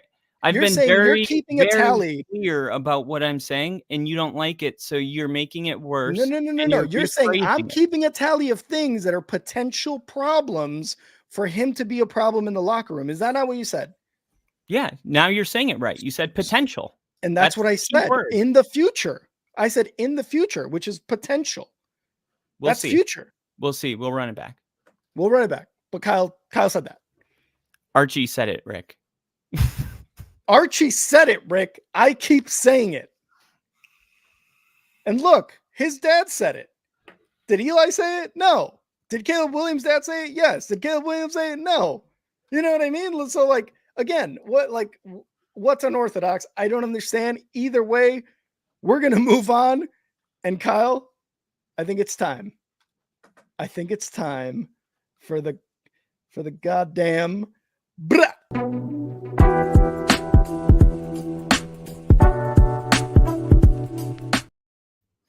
Ladies and gentlemen, welcome to the Chives with Kyle. Quite unorthodox. Hope you guys enjoyed that back and forth there. Rick, very passionate about Caleb Williams. Passionate about speculation. All right. Davante Adams is among 5 wide receiver ones who need the most help from the 2024 draft. Facts. Now, being a team's only reliable receiver can lead to a ton of targets, but that workload doesn't always allow for great efficiency. Typically, the best way an NFL team can help its star reach its most potential is by surrounding him with other talented players. Consider the following examples from 2023. Player A, 105 targets, 71.4% catch rate. Mm-hmm. Player B, 160 targets, 66.9% catch rate. Player A is Brandon Ayuk, and player B is Stephon Diggs. Both played with a really good quarterback on offense. Ayuk had Brock Purdy, and Diggs had Josh Allen in Buffalo. But Ayuk was much more productive despite having fewer opportunities. Likely because he was opposing defenses who were able to hyper-focus on covering Diggs, given that he outpaced all other Bills receivers with his 62 catches, while Ayuk had the luxury of playing alongside Deebo Samuel, George Kittle, and Christian McCaffrey. Some veteran receivers were gifted helpful new teammates earlier this offseason via free agency and trades, such as the one that ironically sent Diggs from Buffalo to Houston. But some could use an extra hand. Luckily for them, the 2024 NFL Draft will present a chance for their teams to infuse more offensive talent. Here are the 5 wide receiver ones who would benefit the most from their team adding a talented skill position in the early 2024 NFL Draft, which kicks off in exactly 7 days. All right. But you said 6 days, 21 hours. 21 hours, 37 seconds. All right. Do you got any guesses? Wide receivers that need quarterbacks or wide receivers that need a skill position in the draft that would benefit from that? The wide receiver itself. Okay. So, I mean, God damn it. Wide receiver themselves. I mean, Davante Adams obviously comes off the list. He doesn't have a fucking quarterback. He's got Gardner Minshew. They just got rid of Jacobs. They no longer have Waller. I mean, Davante Adams sticks out like a sore thumb. Okay. He is on the list. I'll give you that. But number 1 is George Pickens. George Pickens Oh yeah. appears because now he's got Justin Fields. Here we Yeah. go. Here we go. George Pickens will be given a chance to prove he's capable of being an alpha wide receiver one in his third season. This season, the Steelers made a major change at quarterback, and Pickens, a strong, big-bodied receiver who has an incredible catch at the point, is playing through his contract. His highlight reel certainly isn't lacking wow plays. However, Pickens has struggled to consistently create separation. Per Next Gen Stats, he's averaged just 2.3 yards of separation per target in 2023, which means that teams are able to basically focus on George Pickens and just try to take him out of the game. Yep. This is why bringing in a talented player would make a big difference. The best fit, Roman Wilson out of Michigan. Draft projection, round 2. Wilson would be a fantastic fit for the Steelers offense. All right, this one, you already know how I feel about this. And if this team does this, forget about it. Zay Flowers, best fit, Xavier Legette out of South Carolina, who's going to be probably a wide receiver one. Mhm. That would be absolutely insane when you look at the Ravens with Rashad Bateman and Nelson Aguilar on the roster. The Ravens need to add a big-bodied wideout who can make contested catches on the outside to take some of the pressure off Flowers and let him run more routes in the middle of the field where he excels at. And, man, Xavier Legette, I can't say enough about him. His 4.39 40-yard dash and his 40-inch vertical measured. He's 6'1", 221 pounds. He's an excellent contested catch playmaker. That would really take the Ravens and Lamar Jackson. Could you just imagine a draft pick like that would just take the Ravens? Could you imagine them on the Ravens? I don't want to. Kyle's like, I'd rather Xavier Legette die before he goes on the Ravens. Well, no. No. This is an interesting one. Garrett Wilson. Oh, God damn it. I wanted to guess. All right. There's another one after this. Okay. But Garrett Wilson, despite seeing the 4th most targets in the NFL last season, he finished with barely 1,000 receiving yards and 3 touchdowns. Putting aside the bad quarterback play he dealt with, the Jets also made Wilson's life difficult by having very few reliable weapons around him. I think this one is pretty clear. The addition of Mike Williams is a good start when it comes to helping him. But Williams is still recovering from his ACL tear last September, and he has a hard time staying healthy throughout his career. So how confident are we that Mike Williams is really going to fill this void? I don't think so. Best fit is somebody that they actually are probably going to draft, Brock Bowers, tight end out of Georgia. Despite being listed as a tight end, Bowers has been just as productive as most of the top wide receivers in this class. So I think an addition like that to the Jets would really take them to another level. And then, I was going to say, but it depends. I guess it also depends how the draft goes. But yeah, Brock Bowers, because Mike Williams is a good addition, but nowhere near as good as like a Brock Bowers, or even like getting someone who, like a Keenan Allen, I guess, for the Bears. Keenan Allen is way more consistent, has done much better than Mike Williams. Mike Williams is still good, but he's injured most of the time. Yeah, no, trust me, I know as a AFC West longtime rival that you always got to look at the freaking injury report when you're playing the Chargers. You're like, who's out? Is it Keenan Allen or Mike Williams? One of them's out. All right, this is the Raiders. Who needs help? Oh God. Jesus Christ. Who's on the Raiders? Devontae Adams. Yes. I was like, oh my God, he really forgot. The Raiders best fit would be Troy Franklin, wide receiver out of Oregon. Franklin provides the Raiders with the best of both worlds when it comes to a 4.41 and length at 6'2".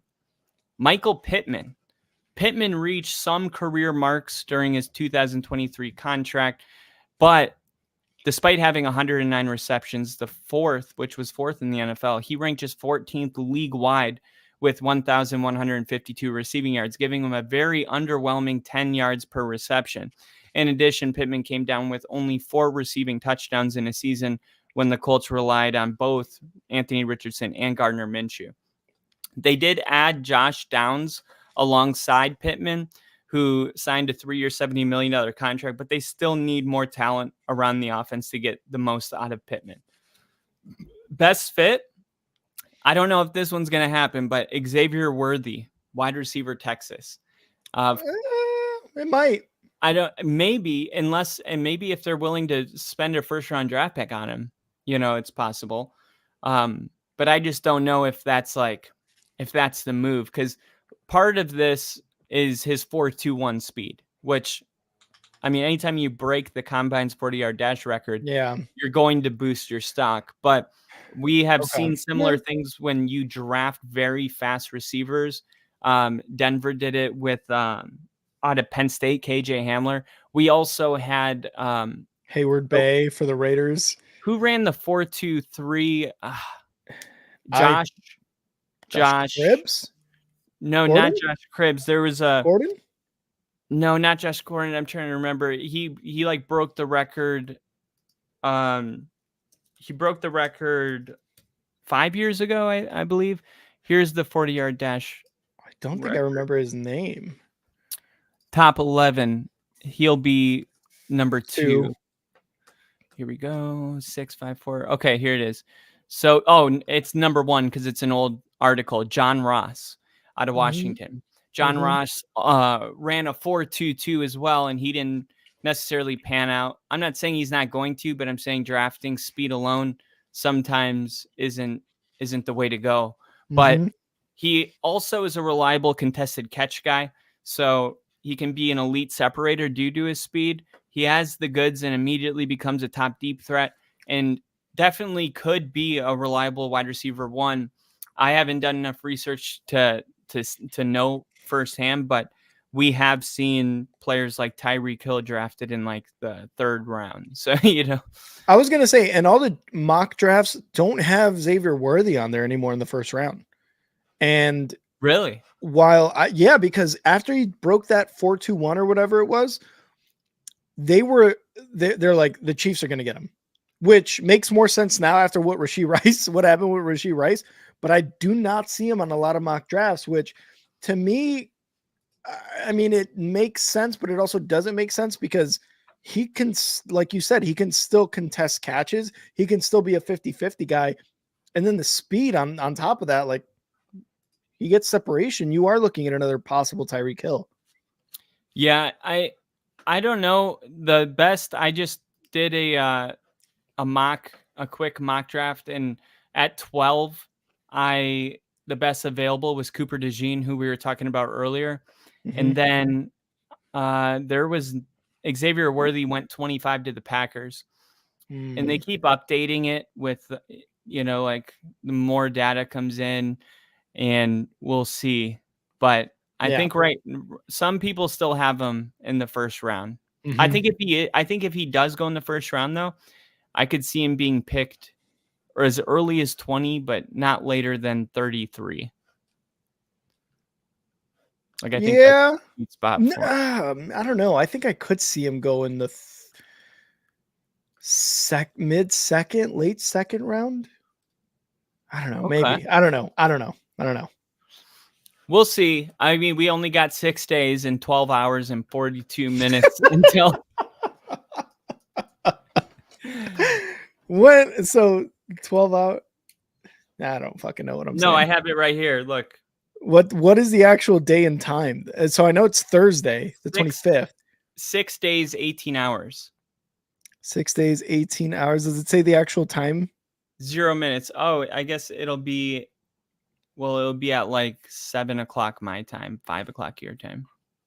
Oh, okay. Ooh, PM. That's perfect. Because when we hop on that's gonna be like right. Oh my God, dude, it's gonna be crazy. That's gonna be crazy. It is. It's gonna be a good one.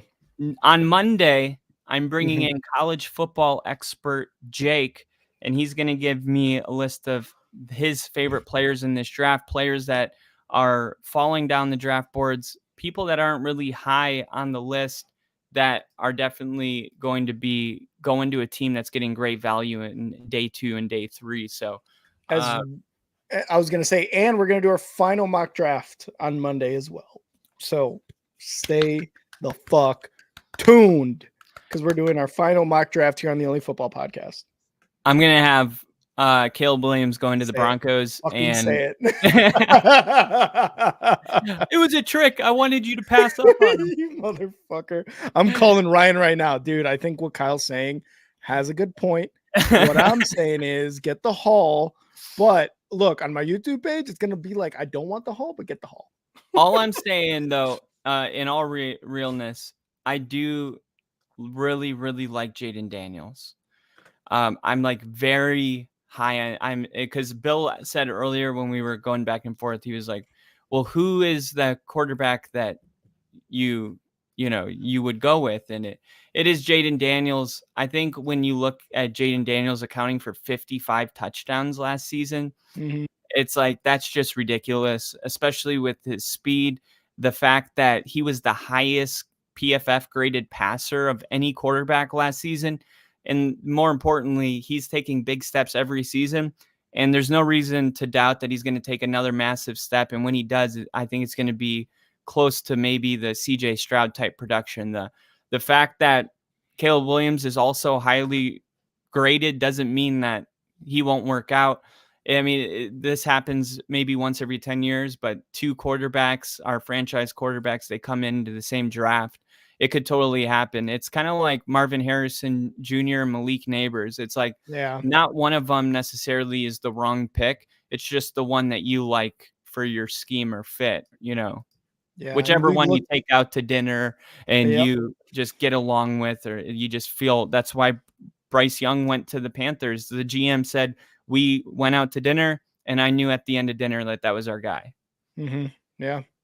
Or he ordered steak instead of fish, or fish instead of steak. And you don't like that?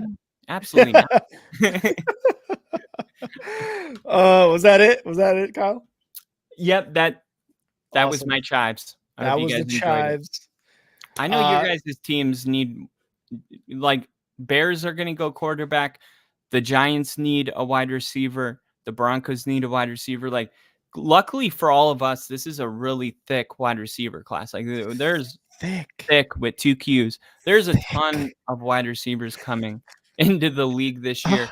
This is going to be one of those drafts I think we're going to remember for a long time, and maybe even the first ever to go quarterback.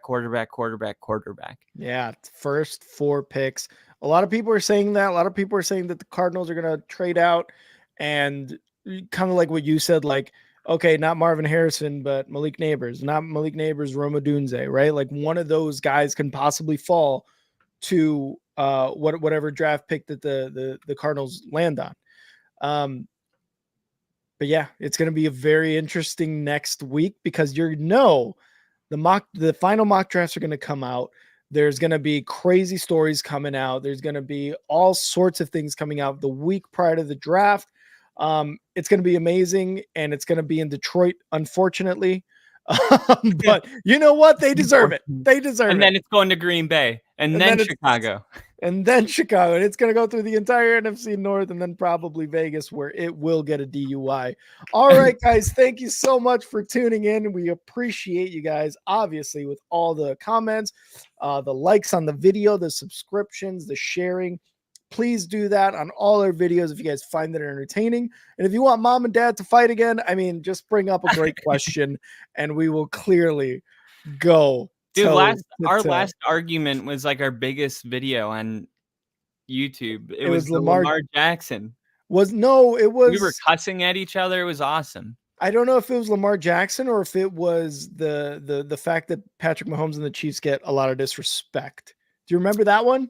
I do. I know it was the Lamar one because that was the off season last year. The Mahomes happened, and you're at the hotel. Yeah. I was at the Warrior games in California, and I literally was sunburnt.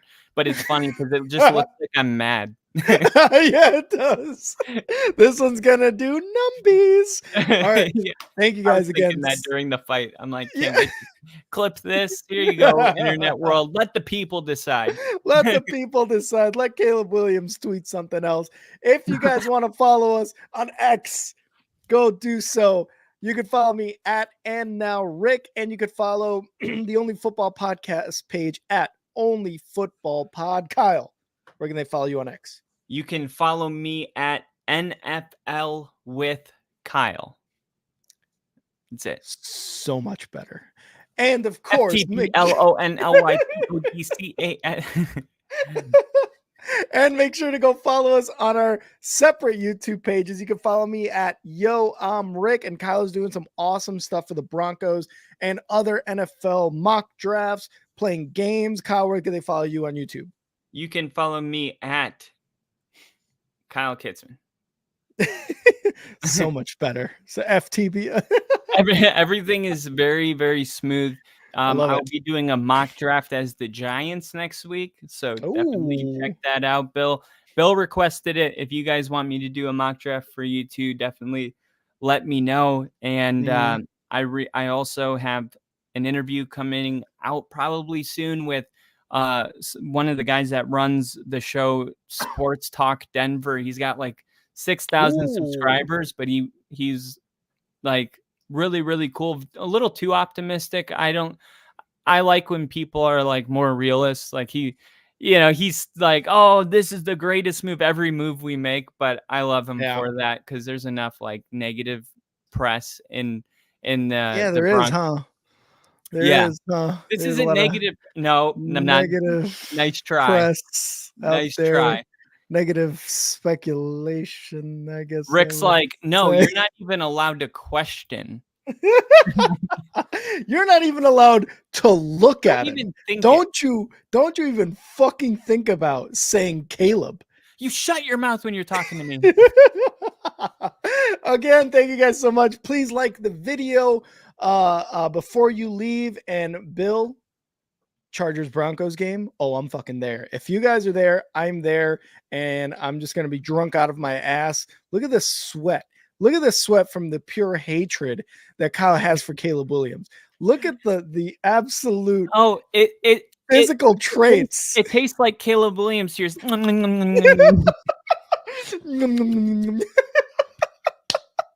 Thank you guys again so much for being here. Obviously, go follow the pages on Twitch, on X, on YouTube. Please subscribe. Tell your friends, tell your mom, tell your dad, tell your sister, tell your brother, tell cousins that you haven't seen in years, and let them know that the Only Football Podcast is the greatest NFL podcast in the world. Kyle, always a good time, brother. Always a good time. Sir.